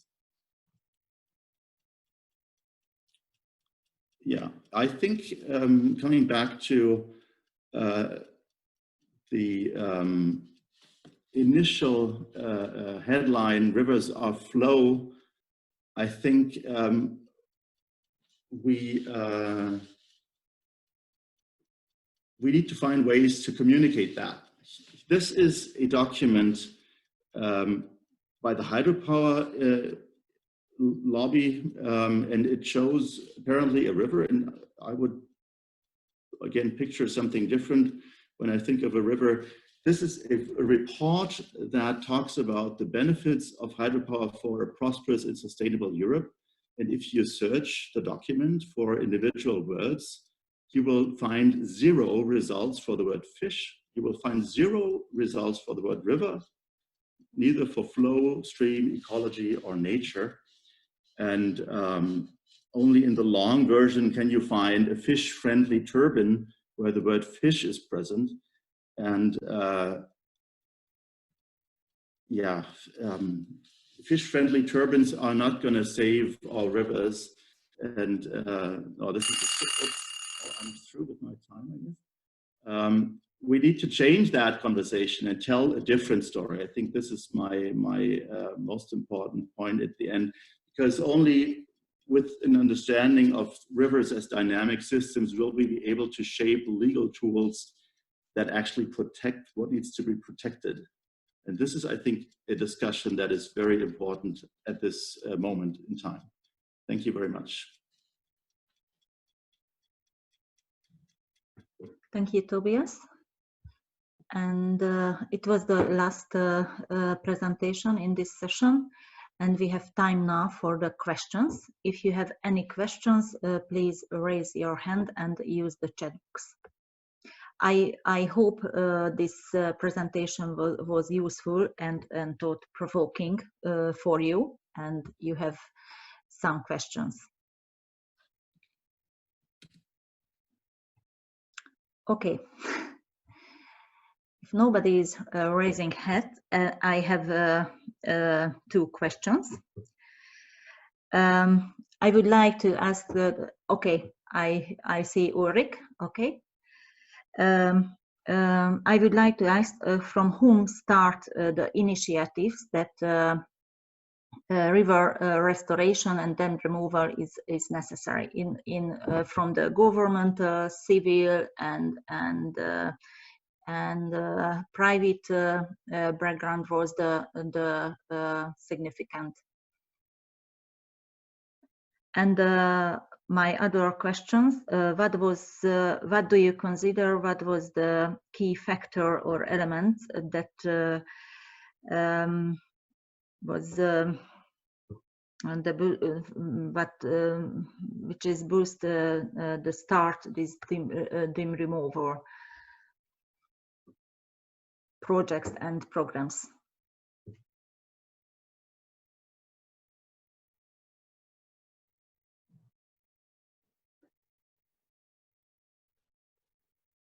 I think I can answer a couple of those in terms of how to get change to happen from the political side. I think is closely related to the second question about what gets a project going. And I think to Tobias's point, it's having passionate people that care about the rivers and love their rivers, and a government responding with legislation that connects river health, environmental health, to the infrastructure in a way that allows human uses, allows environmental species, and in our case, indigenous communities, certain rights in the dam sort of regulation process. So without that process in place, without people advocating for people and nature to have rights under the dam regulation, then we wouldn't have much to stand on. A lot of protest is sometimes needed, so we can't always be afraid of protest in order to bring attention to the importance of rivers and their resources. And as Powell said so eloquently in terms of the economics, that it's not just about it being a nice thing, but it's also important for culture and society, for nature, and for economies. So I think there needs to be enabling factors. You have those now in Europe. And now there needs to be sort of the public connection to these places and understanding what they could be, rather than just thinking about what they have been like for the past, generation or two. But it doesn't go back that far before you start to understand what a natural river could look like and should look like, in my opinion. So I think you need the ground support, but you also need the structure at the governmental level. And it looks like those are falling into place really nicely. So now we just need sort of the focus on where to work and how to work once we get there, to make sure the local communities are on board, are together, are not getting in the way of progress for the rivers. Okay, thank you. Ulrich, and afterwards Gerhard was raised your hands. Yeah. Hi everyone. Can you hear me? Yeah. What? Let me start the video. You can't. I can't. Okay. Now, hi. I just wanted to say congratulations to the presentation. It was really nice, and motivating also to see these things happening. Some critical remarks is about these 25,000 kilometers, and Tobias already touched the issue. We are facing in Europe, and that's probably different to the US, an enormous amount of new dams popping up. We have evidence of 9,000 projects in Europe, maybe even many more with a smaller capacity. And the root cause of that is the subsidies. You still earn a lot more money by destroying the rivers than protecting them. So as long as the subsidy, the feed-in tariff system is not being deleted or canceled, I'm afraid we will now have no chance at all to substantially restore our river systems. That does even affect the dam removal policies, because, for example, Austria, the country where I live in, we have the highest number in the world of dams. So we have 5,200 dams with less than 5 megawatt. However, the hydro lobby is longing and aiming for many, many more. So there is, even in the province of Upper Austria, the hydro lobby came up with 1,300 more projects only in that part. And they calculated all the barriers that are existing and of no use now. So they're telling the story from a different perspective. We are saying there's barriers there that can be removed because they're of no use. With the background of the feed-in tariffs, everyone can make a lot of money to revitalize those barriers in the direction of having a hydropower plant in every barrier. So this is something we should all work on, whether we are more the defenders of rivers, defending against projects or attacking dams. If we don't delete those subsidies in the state aid guidelines in the EU, in the European Union, or in the country levels, I have my severe doubts that we will ever be successful. The second thing is related to that. I think we all should agree, and I think we do, that these proposed 25,000 kilometers of rivers that shall be restored by 2030 must be the net gain. You know, as Tobias said, it doesn't make sense if we restore rivers and we destroy even more at the same time. So that should be also communicated to the Commission, and that is, from my plan, from my perspective, the most important things. Last not least, I would say restoration in Europe. I see the dam removal is a substantial part, but even more so, it's the traditional restoration of channelized rivers. In Germany and Austria, we have about 90% in a not good ecological status. And the best tool to counteract is the classical restoration. Also, Alyosha said that on the Sava River, there's so many places, and the EU has funded a lot of those projects. And one of the best I've ever seen so far is being built right now on the Danube, east of Vienna. They're reconnecting old oxbows, and that have been disconnected for 100 and something years. It's a real side arm and with big discharge. And that's something we should not forget, with all the good benefits and good strategies about the dam removal. The classical river restoration might be in Europe much more valuable than dam removal. Thanks.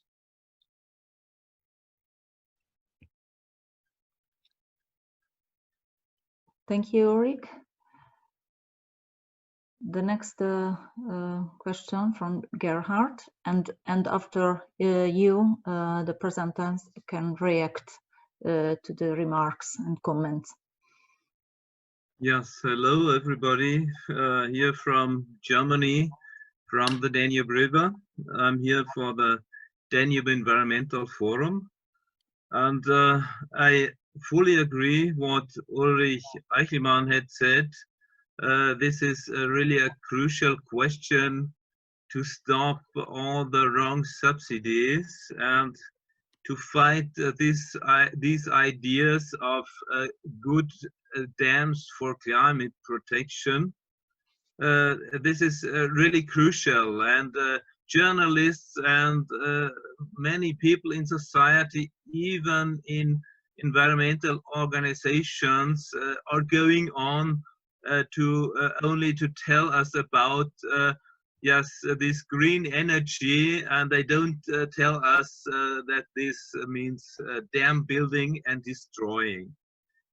What for me is most important now, we are in front of the third management plan for the Water Framework Directive, and the management plans are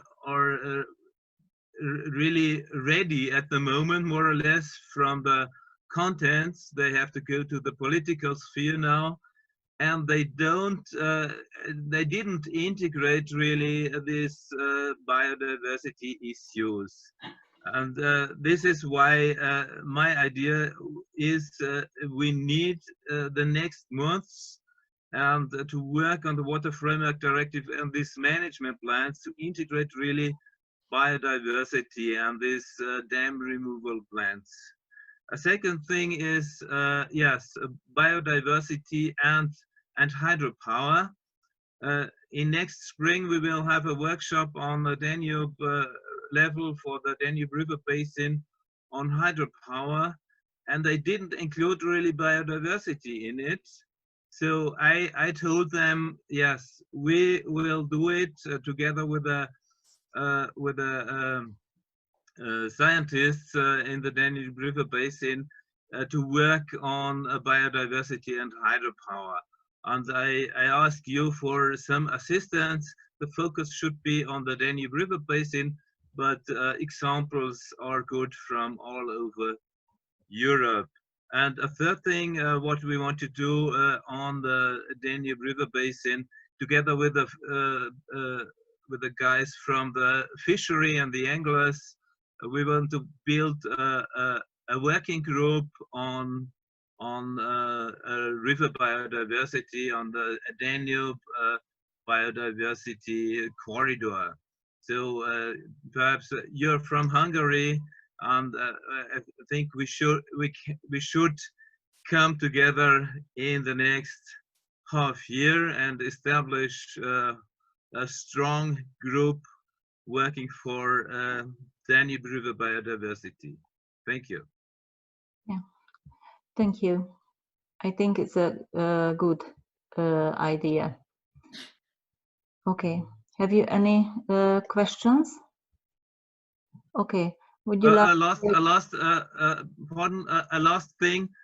This is the sturgeons. The sturgeons species, really very old fish species, 200 million years, and we have now with a Water Framework Directive, we have now 7 years in front of us, and with the Biodiversity Strategy 10 years, and this should mean after these 10 years, we want to have really back all the sturgeon species in their former regions. For example, I want to have them back in Germany up to Regensburg, and this means we have to work on the dams and decommission some, or at least have really big fish passages.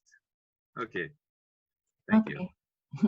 Thank you. I would like to ask the presenters, would like to react to the comments.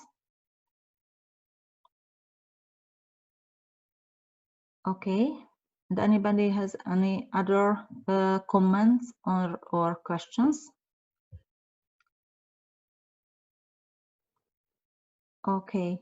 In this case, we keep now a short break. As mentioned, I'm based in Brussels, working from T&C Europe, and I'm going to talk about the targets and intersections in the strategy. So looking into detail what's within the new EU Biodiversity Strategy in terms of freshwater, what could potentially be done with it, and also looking into things like the timeline, where we expect things to go and what needs to be done in the near future, especially touching on things that we can do ourselves, for example. So I'm just going to jump straight in.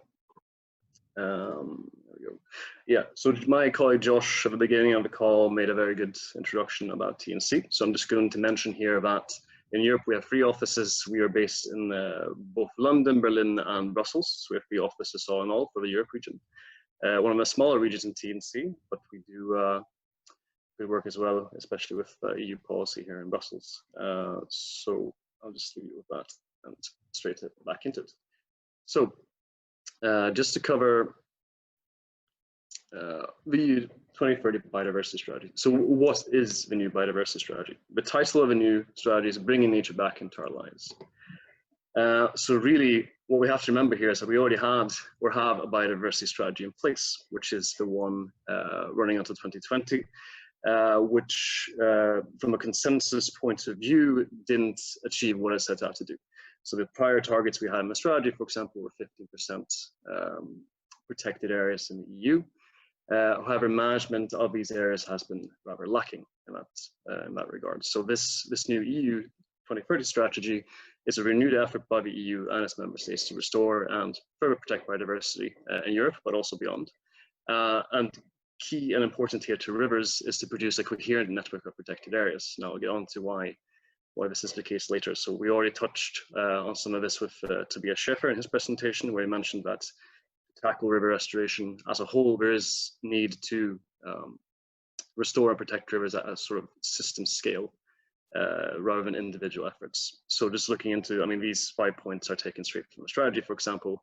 It's really to show that this is a lot of ambition we're seeing. We're seeing a lot more language about mainstreaming biodiversity in other EU policy and national policy, and that the EU wants to lead the world, lead by example in the world with concrete action on restoring biodiversity and protecting it as well. So really the strategy sets out how Europe can actually, in effect, make all this happen.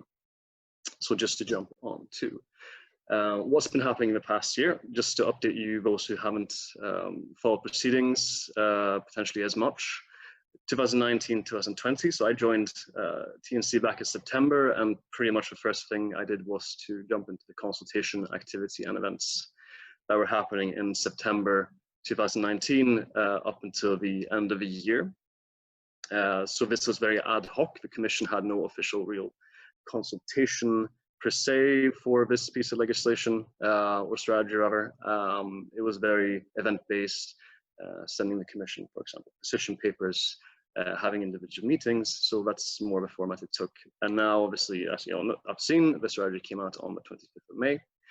And the current situation for us is that we're providing feedback and looking into position papers as other sectors, entities, and stakeholders are doing as well. And we're looking to, like we touched upon as well, like Ulrich touched on as well, like the definitions and prioritizations, how do we go further with the strategy and what's in it? That's something that, for example, we are working with now in workshops with the NGO coalitions, which we're part of here in Brussels and beyond. So the next step really that's coming up is the Council conclusions, the European Council, in October, where the strategy sort of gets its final assessments and touch. So we're hoping at this stage, at this stage, a lot of the work is ensuring that the strategy maintains its ambition, especially in relation to the 25,000 kilometers that we already have seen in the strategy. So what does the strategy actually say? Overall, the member states will be responsible for designating additional protected and strictly protected areas. Now, when we're talking about protection here, the reason why we're saying it's relevant is the durability of rivers.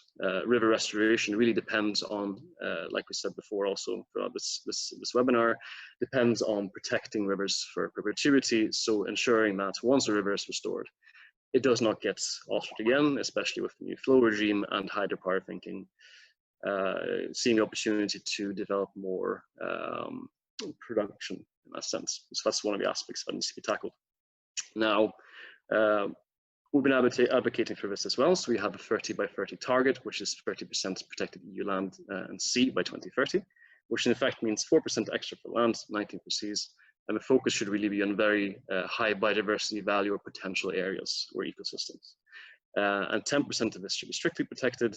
So 7% extra land and 9% the seas. So as you can see, the strict protection is more of a novel thing that we're seeing with this biodiversity strategy, really ramping up the amount of percentages which should be covered by strict protection, and really focusing on carbon-rich ecosystems, which for freshwater becomes very relevant when you're looking at wetlands, for example. And taking into account that more or less 80% of the world's wetlands, including Europe's, have been declining, it's a very important step to take as well.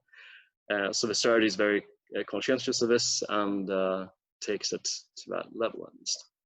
It also tackles, in text, we have distribution, which should be based on objective ecological criteria and really broken down to biogeographical regions in the EU, looking at what kind of biodiversity and where should be tackled, what should be restored, what should be protected. So this is looking into things like, this is where prioritization, for example, becomes very important.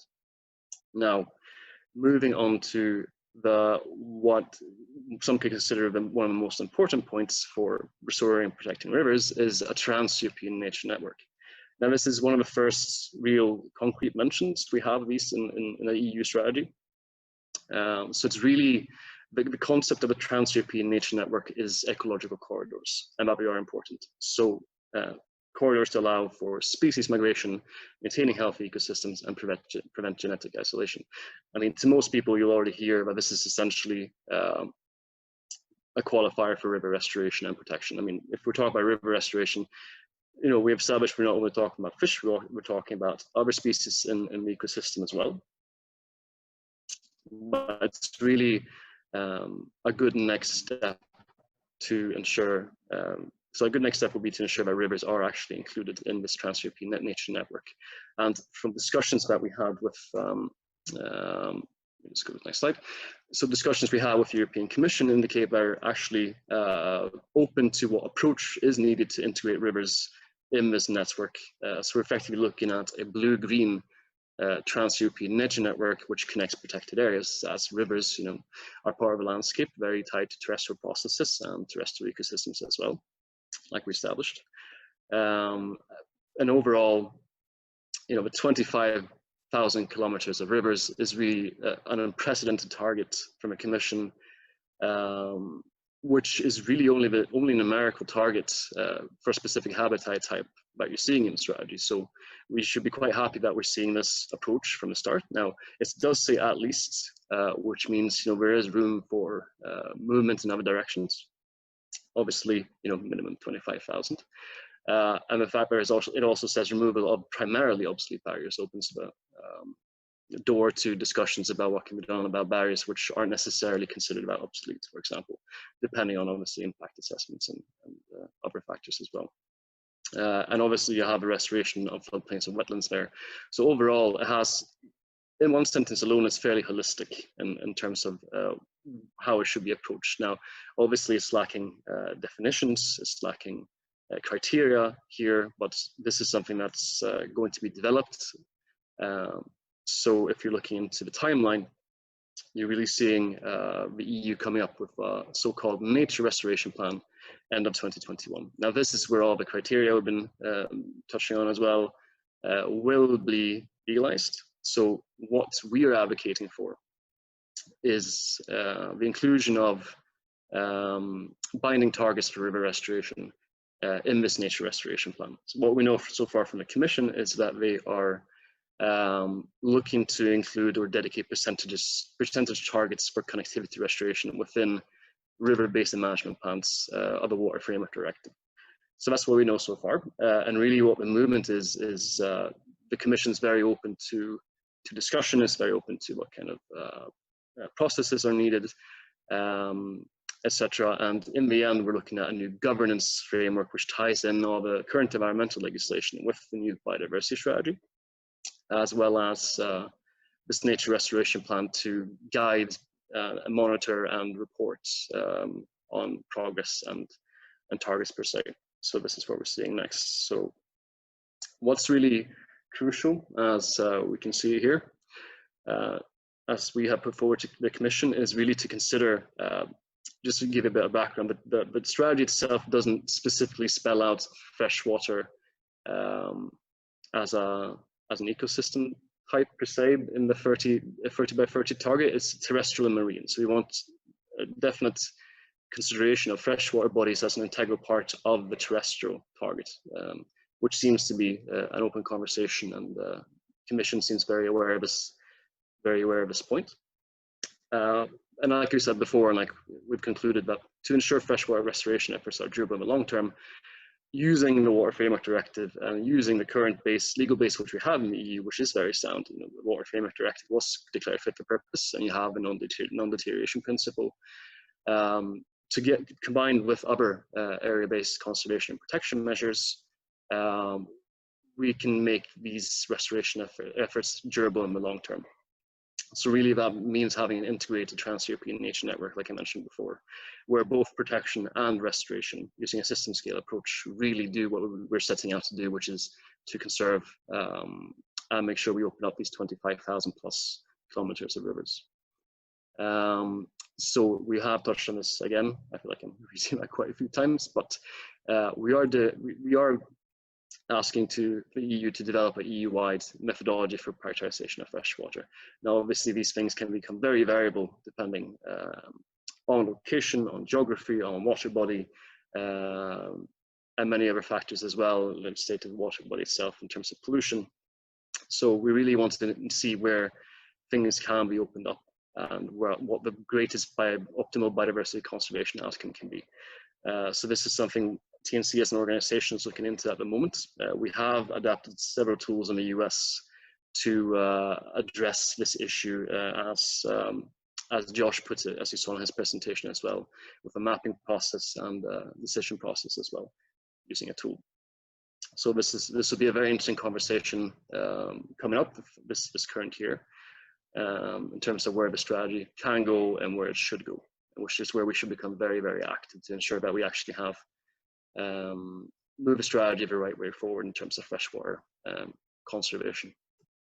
But just to give you a little timeline over the next 5 years, so by the end of 2020, all this, criteria, identifications and designations when it comes to protection, strict protection, and also species and habitats to restore and obviously protect as well.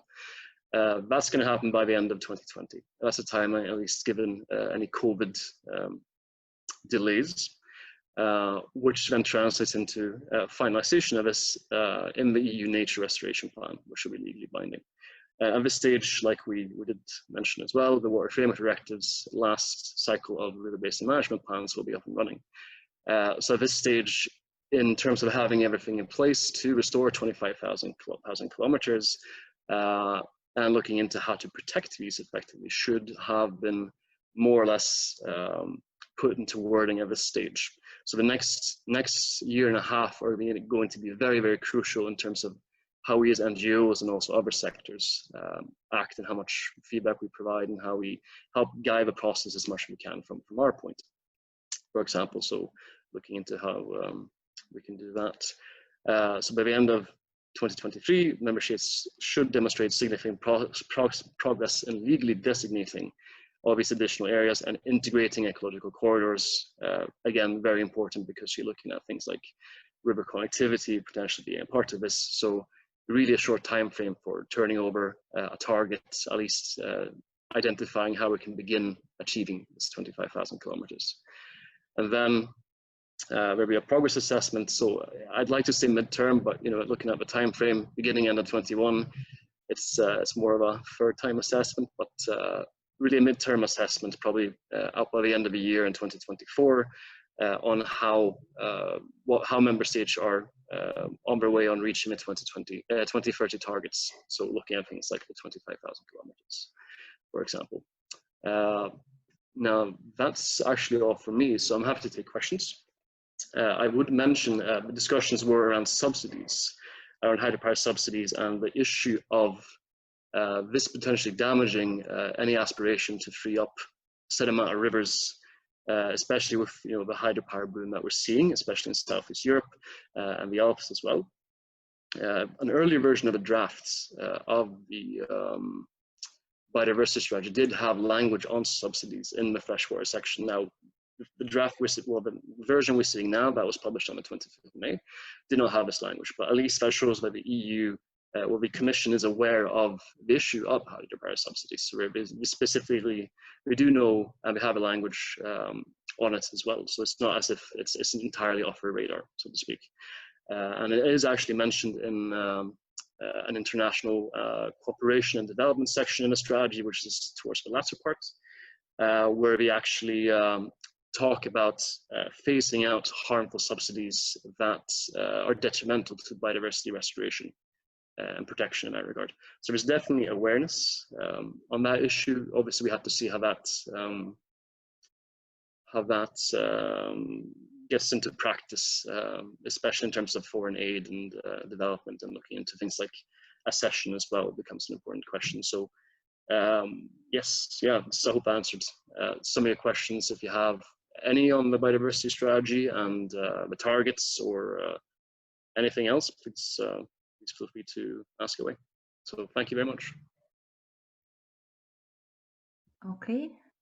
Thank you, Henrik, for this very comprehensive and logical presentation of the target of new strategy. Have you any questions to Henrik now? Okay. In this case, we can continue.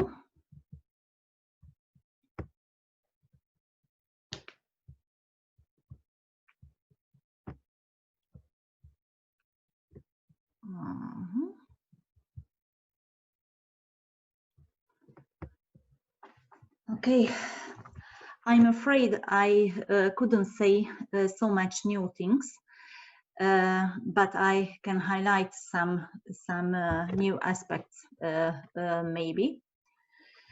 I will shortly, okay, I forgot to introduce myself. I'm a biologist. And I was working for over 17 years in the ministry responsible for nature conservation. My expertise includes the areas of biodiversity monitoring, establishment and management of Natura 2000 network, as well as management of the National Ecological Network. I joined CWEB for biodiversity in this year. And as a policy officer, I am responsible for the activities connected to Natura 2000 network, water issues, and biodiversity-related policy advocacy. Okay, go back to the presentation. I will shortly present the existing tools related to restoration targets, and show what difficulties we face during the implementation of the existing tools, giving some additional information about the Hungarian implementation and how the new strategic target on freshwaters complement and strengthen the existing tools. What are the existing tools? It's not surprising. This is we have two EU-level legislative tools. One is the Water Framework Directives and another is the Habitat Directives. Under both directives, we have some provisions which directly related to restoration. The logic and the purpose and the measures and tools of the two directives is very similar. The Water Framework Directives, the main objective of the Water Framework Directives is to prevent further deterioration and protect and enhance the status of aquatic ecosystem. So, while Habitat Directives aims to contribute toward ensure biodiversity through the conservation of natural habitats and species. The Water Framework Directives establish a general framework for inland waters, including surface waters, groundwaters, transitional and coastal waters, while the targeted rare and endangered habitats and species under Habitat Directive is partly cover waters and wetlands and the species of aquatic habitats. The purpose of the directive to achieve a good ecological status or potential and favorable conservation status. In order to achieve these objectives, it shall to define environmental or conservation objectives, define measures based on the analysis of human impact and water use in case of water framework directives, and on the results of monitoring in both cases. There are some linkage between the directives. The register of protected areas under the Water Framework Directive contains areas designated for the protection of habitats or species, where the maintenance or improvement of the status of water is an important factor in their protection, including relevant Natura 2000 sites. It means that under Water Framework Directives needs to achieve compliance with Habitat Directives. It follows that a river basin management plan defines measures for Natura 2000 sites to conserve or improve the status of water-dependent habitats and species. Natura 2000 management plans also determine some measures which could ensure the improvement of water balance and regime of the targeted habitats and sites. And what is the current situation of the implementation? In case of Habitats Directive, the member states do not meet the objectives of the directives based on the results of Article 17 reporting for 2007 and 2012 period. Across the EU, only 16% of habitat assessment are favorable, while more than 3/4 are unfavorable. The assessment also show that 51% of the habitats related to wetlands have unfavorable bed status. Another lack of the implementation that many member states do not establish conservation measures and objectives within the 6th year after the list of sites was approved by the European Commission. For this reason, related to nature directives enforcement, the new strategy will focus on the effective management of all sites and species and habitats that are not in good status and show declining trends. Natura 2000 management plans is one possible tool which contains conservation objectives and measures. Any other equivalent tools is also acceptable, but important criteria that is need to be legally binding, which is also often injured during the implementation. Measures defined in the prioritized action framework are complementary to legal and administrative provisions. The preparation of PAF is an important step towards ensuring that EU financing instrument of the next multi-annual financial framework are used in a coordinated and efficient manner.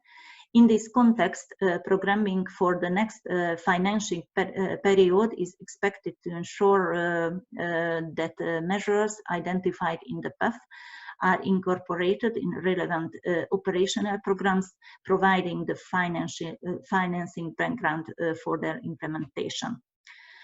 I collect some measures which were defined for wetlands, floodplains, rivers and lakes in the Hungarian PAF, which target to mitigate the impacts of the threatening factors like lack of water, mostly due to the changes in the natural water regime caused partly by human intervention, draining and land reclamation, management of surface waters without considering nature conservation aspects, and the negative impacts of climate change, drying out, warming, drought.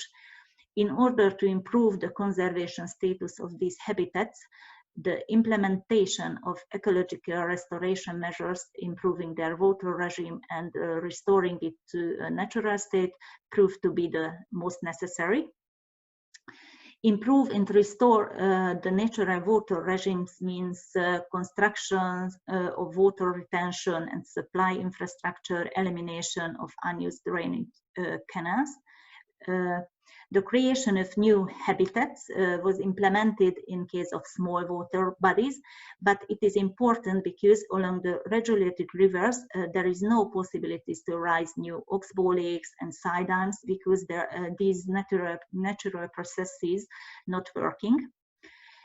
Ensure the longitudinal connectivity of river sections is cover mainly mitigation measures, not from dam removal, and make it free flowing. For example, this means creation and renovation of fish passage and bypass channels. During the current MFF, from the source of operating programs, the extension of the area targeted by habitat reconstruction was around 80,000 hectares in Hungary, from which approximately 30,000 hectares was water related, but it focuses mostly to wetlands, lakes, and to the improvement of management of surrounding areas. None of the project targeted rivers and removal of barriers. It was implemented only in few cases and in small water courses. But the advantage of the PAF that compared to the river basin management plan, that it contains the concrete number for the targeted area.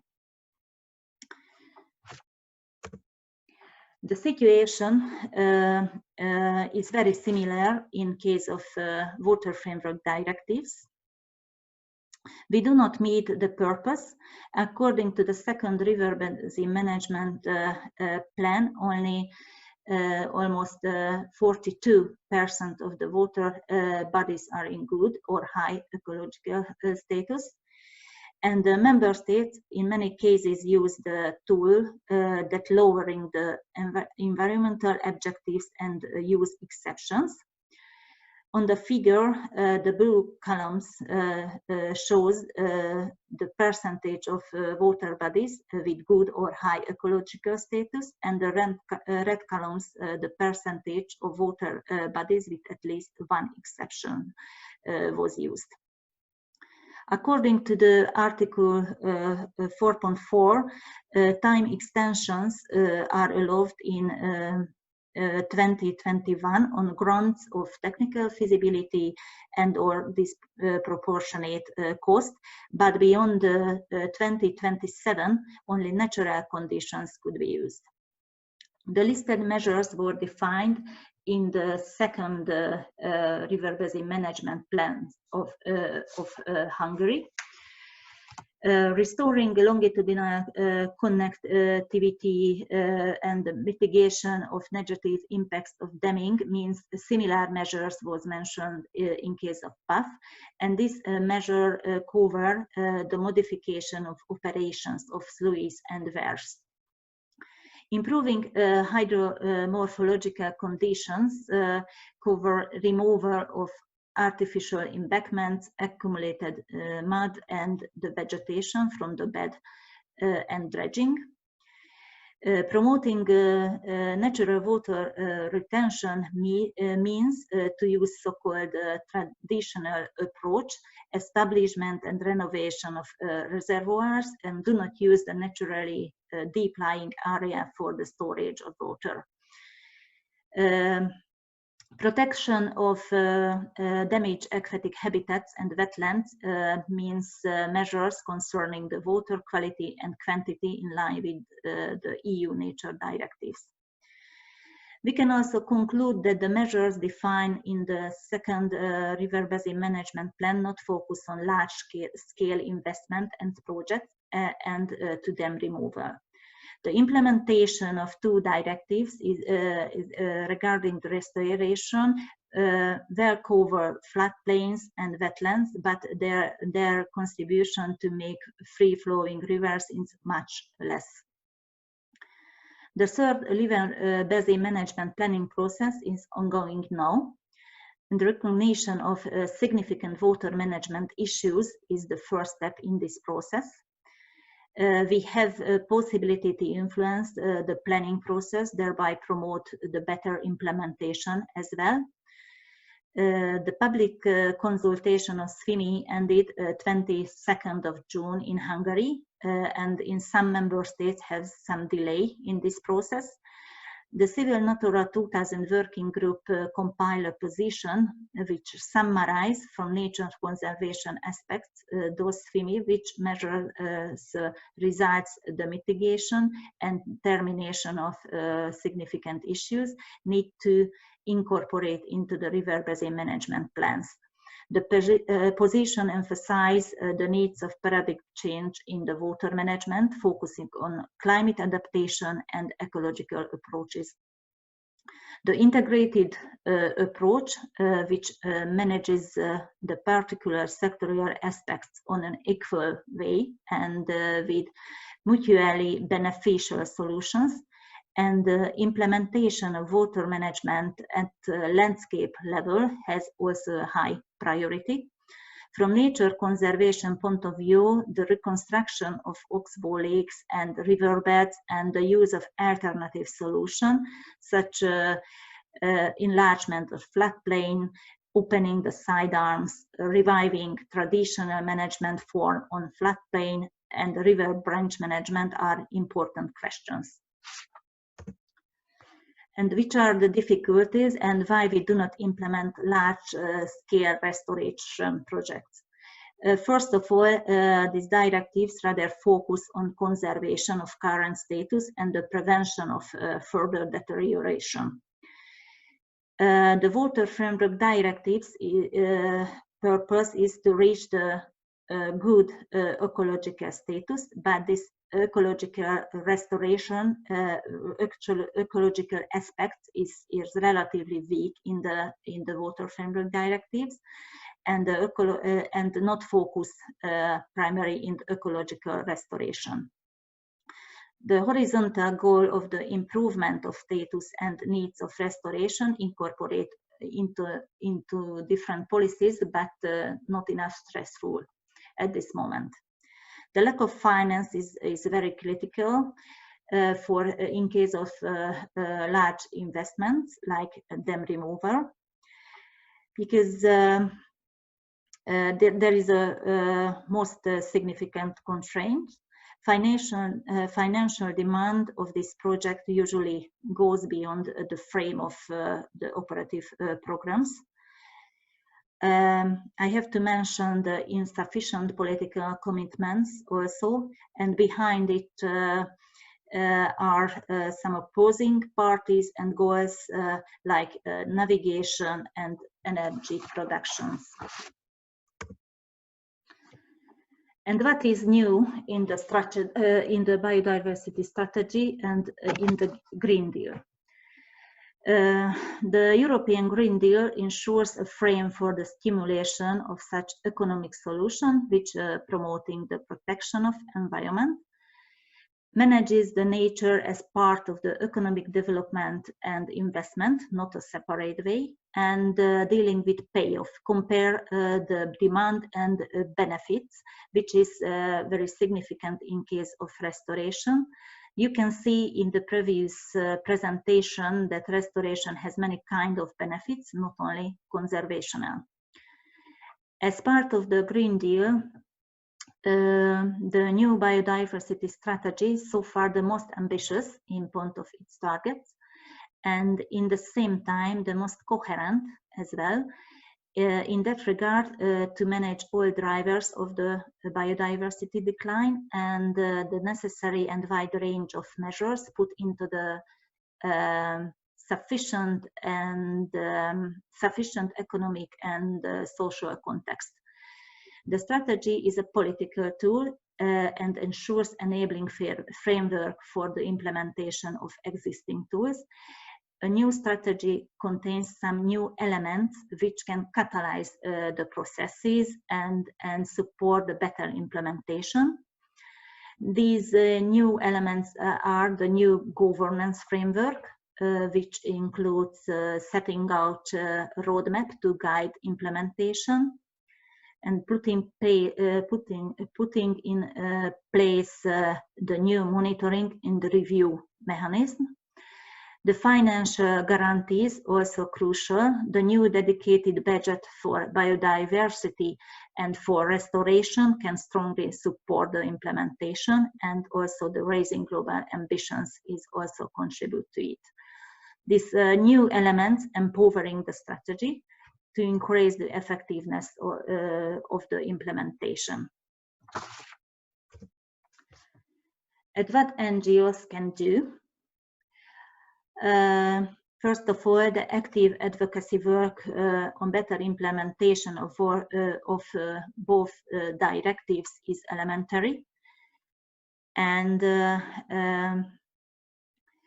because the river basin management planning in process and it requires significant input and support from the environmental NGOs, we need to stand for a strong position during the planning process, and continuing lobby activities at different levels and hold on pressure targeting relevant stakeholders. I have to mention here a very positive example from the near past. 7 months after the fitness check conclusion and after 2 years of advocacy work, the European Commission Water Unit has confirmed to not to reopen the water framework directives, and focus their effort on addressing implementation and enforcement gaps to achieve the objectives. In case of biodiversity strategy, we have also continued the advocacy work, and we need to active contribution to the compilation of technical guidance on the identifying of sites for restoration and mobilizing finding, and the new restoration law also. And I think the strong civil control of the implementation is also crucial. And thank you for your attention.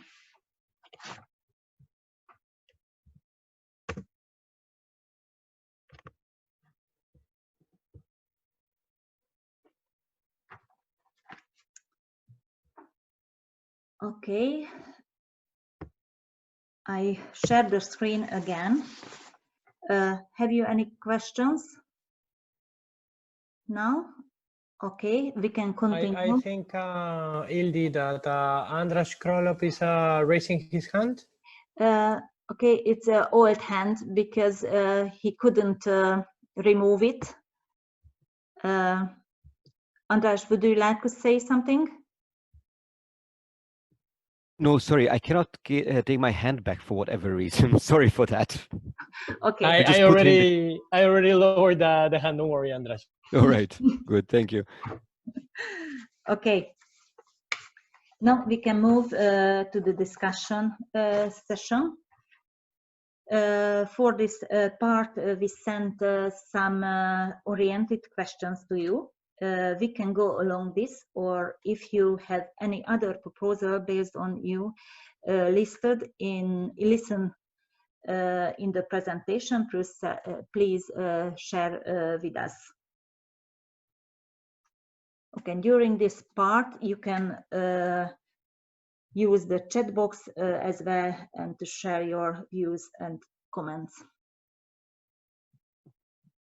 Okay, I share my screen and show the questions.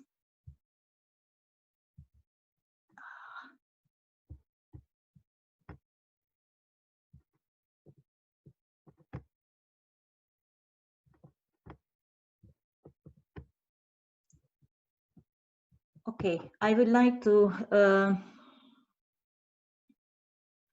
ask you which questions do you consider the most interesting to start with it?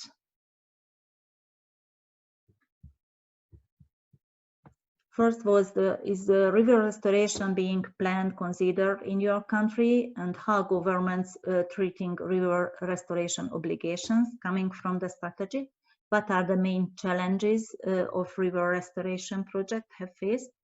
The second was what policies or existing tools can support the implementation of targets related to rivers?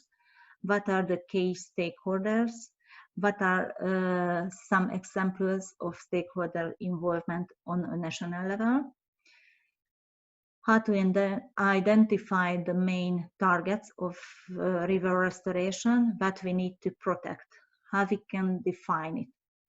Can be or need to be joined river restoration or river protection issues.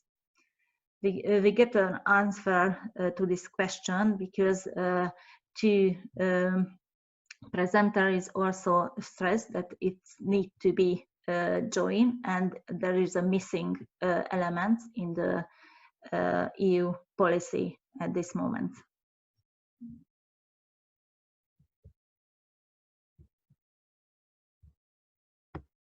Okay, and check maybe somebody would like to add a comment or have a questions. Gerhard raised hands. Please unmute yourself.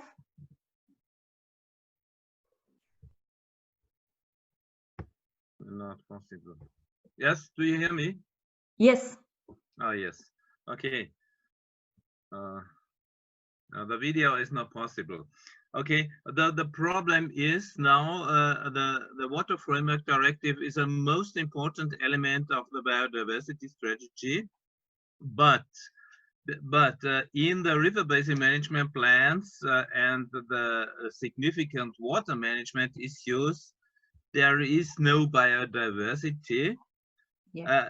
I give you an example. At the last most important meeting of the International Commission for the Danube last December, we discussed the significant water management issues.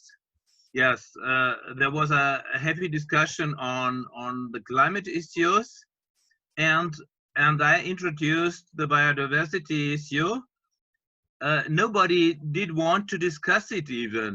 So, and the plans now, the management plans are made without these biodiversity aspects. So we have a problem. The plans are now more or less ready, and yes, but no biodiversity in it, except for the water framework issues. This means to show the protected areas, and this means to show the indicator species. Yeah, I absolutely agree with you. I also mentioned it in my presentation that this ecological aspects and ecological view is absolutely missing from the plans. But I think I have a possibility to influence this process because it started now at national level, and we have to support and influence this process.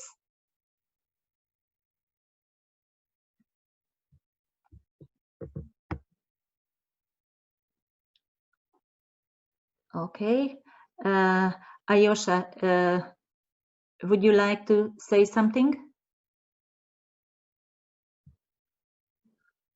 Okay. No? Yes, I would like. Sorry. Yeah. So I think we have now great opportunity for sharing of responsibility. I'm looking from perspective of Croatia and other neighboring countries, especially Western Balkan countries. So traditionally there was water management authority, and nature conservation sector was not present in water management, and there was no focus on ecosystem status, ecological status of waters. We made one step forward with a water framework directive implementation in Croatia, but still not enough. We are still, let's say, quite on the beginning, and in my opinion, this new strategy with all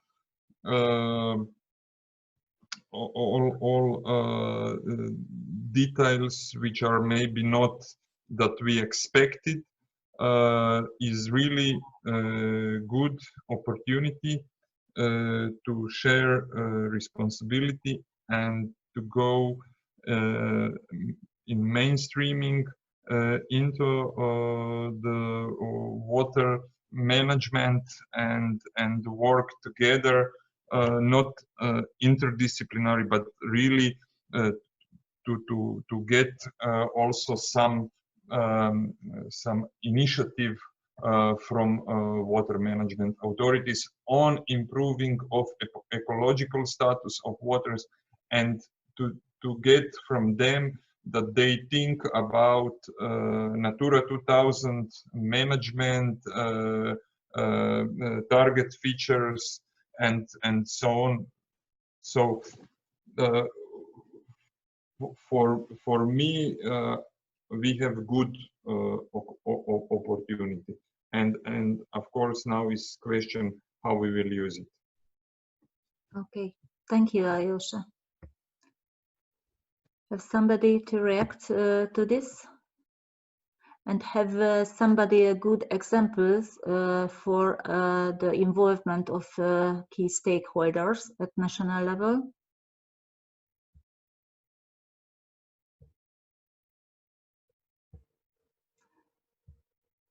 Okay, I remain alone with the questions.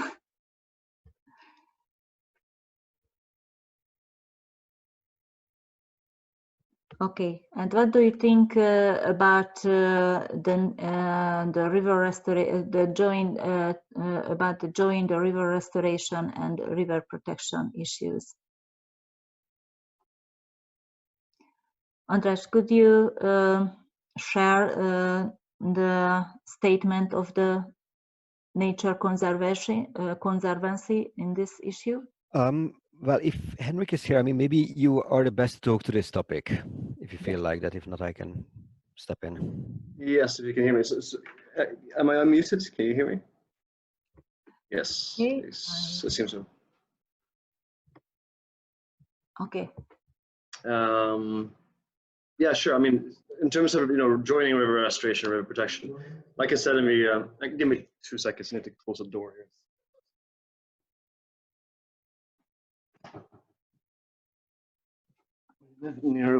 Yes. So joining river restoration protection, like I said, if like we all said to a certain degree, it's really necessary to make sure things are durable in the long run. However, depending on how you do this, you can have different results. Now, you can integrate restored rivers, as per good management in Natura sites means you've essentially had restored nature. Whereas if you want to integrate rivers to the same degree with in terms of integrating restored rivers, you effectively have to look into giving them some sort of protection as well if you make them part of a network. Now, the issue there I see is where the line will be drawn between other area-based conservation measures and what we're using in current legislation. So the biodiversity strategy itself refers to using the current legislation to address protection and restoration, but also to other measures. Now the question is, in the future, what these measures will be. So I mean, the Nature Conservancy statement on that is, like I said in the presentation, is that these two things should definitely be joined to ensure long-term protection of our restoration efforts as is. So yeah, I hope that's answers that question. Yeah. Yeah. Okay. Thank you. I'm glad that Sergey can join us, and I would like to ask him to say about a little bit, because we have some participants is not known well the initiatives of the large European NGOs. Could you say some sentence about it?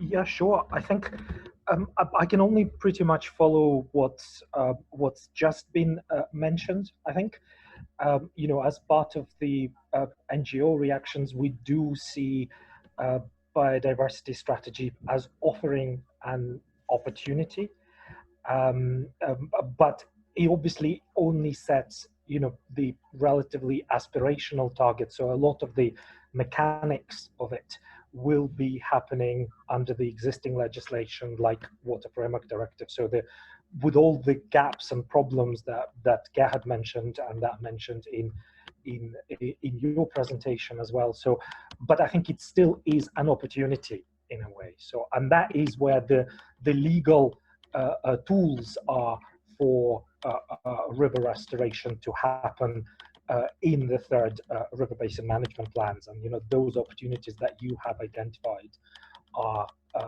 absolutely right. And as Living Rivers Coalition, so that has EEB, WWF, Wetlands International, European Rivers Network, European Anglers Alliance, and András, I hope I'm not stealing the thunder, but TNC is also joining the Living Rivers Coalition. Absolutely, absolutely. No very, thunder very stolen. Thanks. Which we're very happy with. So as together, we are obviously also looking how to make sure that these targets of biodiversity strategy are properly implemented in the plans.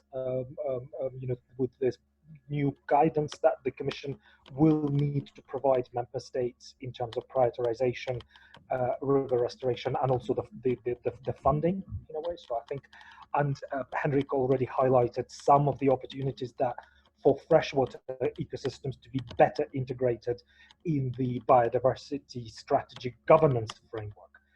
So, particular criteria that would need to be put together, for example, for strict protection targets. So I think some of those legal tools for strict protection, for river protection, really have an opportunity to be included into the criteria for the 10%, because I think that's one of the key game changers that biodiversity strategy puts forward, and that kind of also highlights the no intervention approach. So but Henrik is also right that what you do with the restored rivers, and I think that's where the new EU restoration law can help. So by 2021, the Commission, that's one. There are a couple of legislative follow-ups from the biodiversity strategy, but that's one of them, and that's a new restoration law that will be put forward in 2021 and will go through co-decision, so Parliament and Council will have to have their say. But the idea is that it sets legally binding restoration targets, including for carbon-rich ecosystems like wetlands, floodplains, but also for rivers as well, if we succeed in pushing that forward. But that law would also need to have provisions what protection you need to provide for the restored areas. And we're not talking about designating them as Natura 2000 sites absolutely everywhere. There can be other mechanism, but some sort of a protection, including strict protection, would need to be ensured in a way. And I think that basically legislation can help in a way. So that is also obviously a priority for the NGO community to ensure that that restoration law sets ambitious legally binding targets, but also promotes very clear, effective restoration measures, whether it's dam removal or whether it's relocating dikes to increase the area of floodplains concerning the freshwater ecosystems. But there are other some terrestrial ecosystems, or in some cases for marine, it is about stopping fishing. So it can be what we call a passive restoration as well. So not active restoration is important, but for some ecosystems, it would be about reducing the pressures that would allow the restoration to take place. So I can only just stress in a way what's been highlighted, that biodiversity strategy, the third river basin management plans, really offer opportunities. There will be some technical work happening between European Commission and member states, but there is obviously a lot of work happening in your national capitals as well, or in the international commissions. That also kind of will need to be influenced, if possible, using those opportunities. Thank you very much, Sergey, for this clarification. And I would like just repeat it that I feel that we focus on the large-scale projects and the dam removal, but we have another part of this target to restore floodplains and wetlands, which is also very important, because there is a system, and without this connecting habitats, restoring these connected habitats, we can reach the target. But I feel that we have the concrete target for concrete number for the making free flowing rivers. This is the 25,000 kilometer. But I just would like to highlight, we wouldn't like to neglect the other part of this target.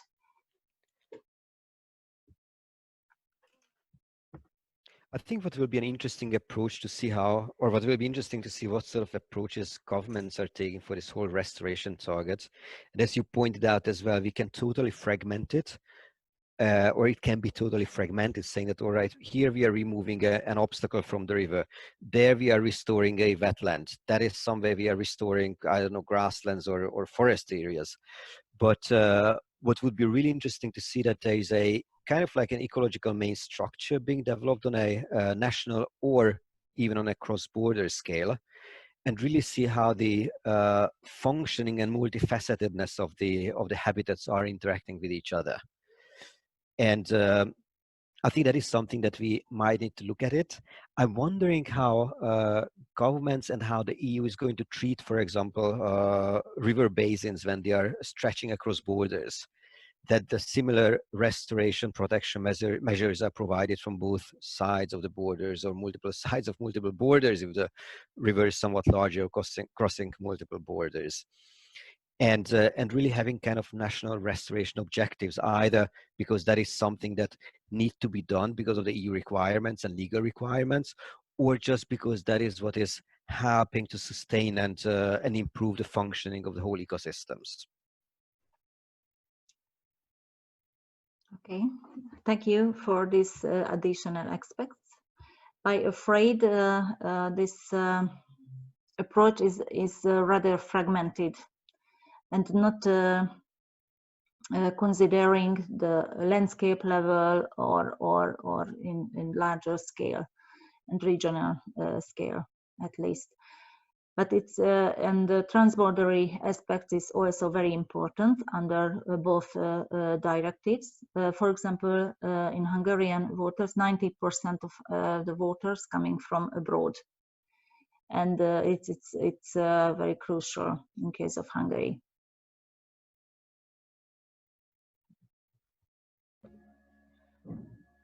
Just to underline what I said before is that, I mean, if you look at historically, until say the Industrial Revolution, the human activities took place in isolated scale, like little islands in a natural environment, and now everything has turned totally upside down. So the natural environment is little islands within human activities, and through restoring connectivity and corridors and stepping stones and all that, we need to be able to restore this kind of connectiveness that is able to respond to the various pressures, should it be climate change, should it be human interactions or anything, and that would increase the resilience of the habitats, even if the size cannot be restored its entirety.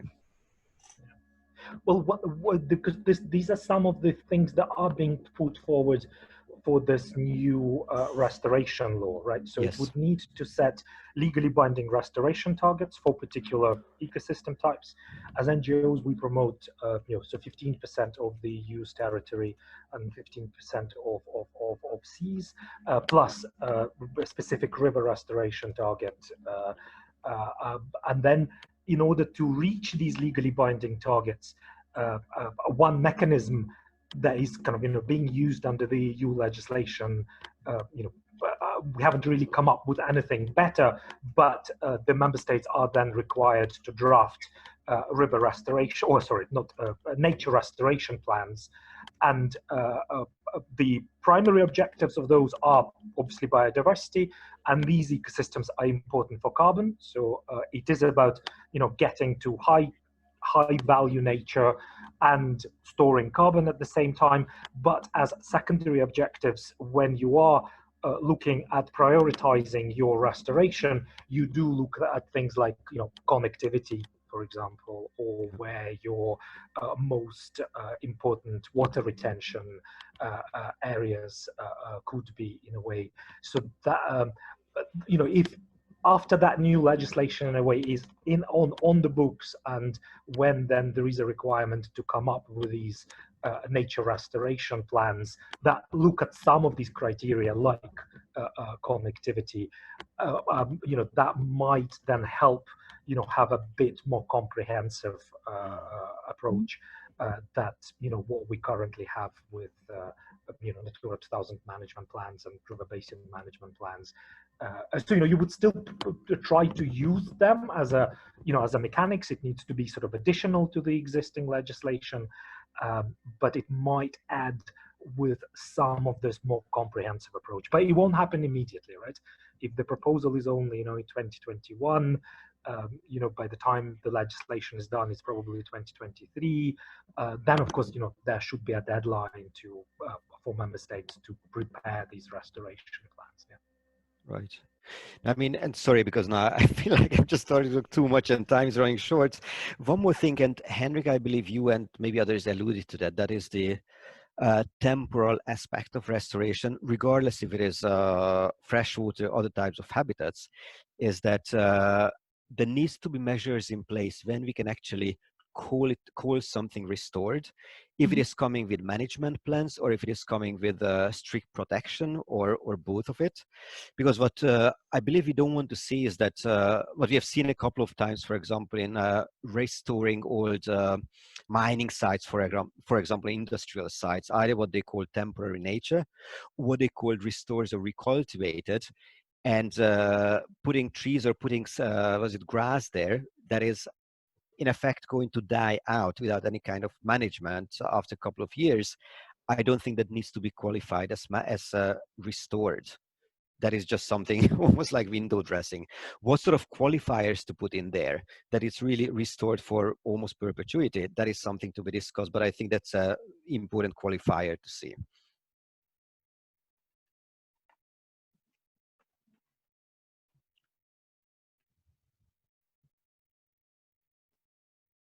Okay, I don't know who knows the answer for this.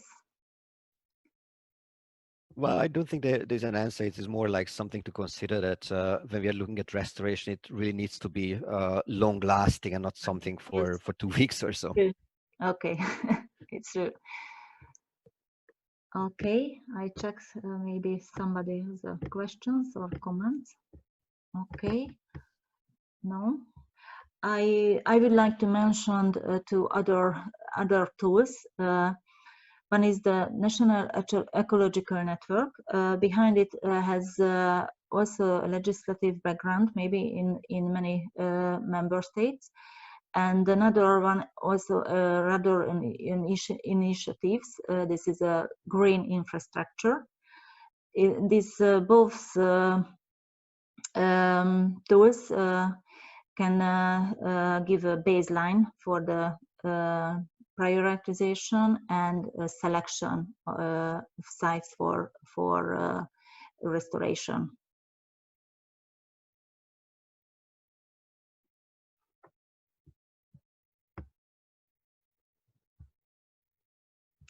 Okay, as I realized, nobody has any comments or questions. In this case, I would like to thank all our contribution in the webinar, and especially thanks to our presenters to accept our invitation and hold very thought-provoking presentations. Okay. I think we can close the webinar. Okay, thank you very much. Thank you. Thank you. Is it possible to get the presentations? Yes, okay, I forgot this very important information. The recording the webinar, we can share on this video file, and we can upload all presentation to the CWeb website also. Okay, I will send you a link to this to the video file and the presentations also. Hildi. Yeah, Ayosha? I would like just to add something very important for the end. So we have also this problem of restoration, especially in Western EU countries. But in Eastern part, we have also challenge of effective management. Yeah. Because status of rivers is not same in whole Europe. And we need some restoration and improvement of status in this part of EU, but also we need a lot on enforcement in management, and it should be combination of restoration on one side, effective management, not just in protected areas or in ecological network, but also in management with other water bodies which are not covered with some kind of protection. And also we do not we need to have on mind also this opportunity of 10% for strict protection. Forests are addressed, but also this is great for part of rivers that are in good status and that are let's say some kind of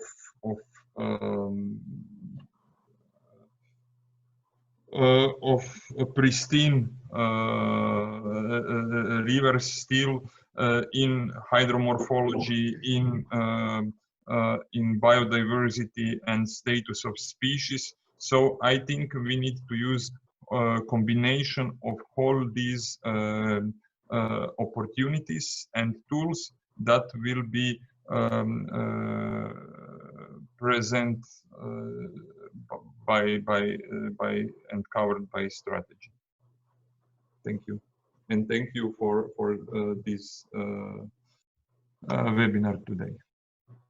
Okay, thank you, Alyosha, to your comments, and thank you for the participating in the webinar.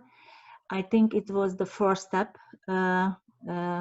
into this process, and we need to follow it in different forums to discuss about these questions and find out how we can effectively support this process at EU level also, and national and EU level. Thanks again. No, I check again, maybe somebody has any comments, questions. No, in this case I know close the webinar. Thank you.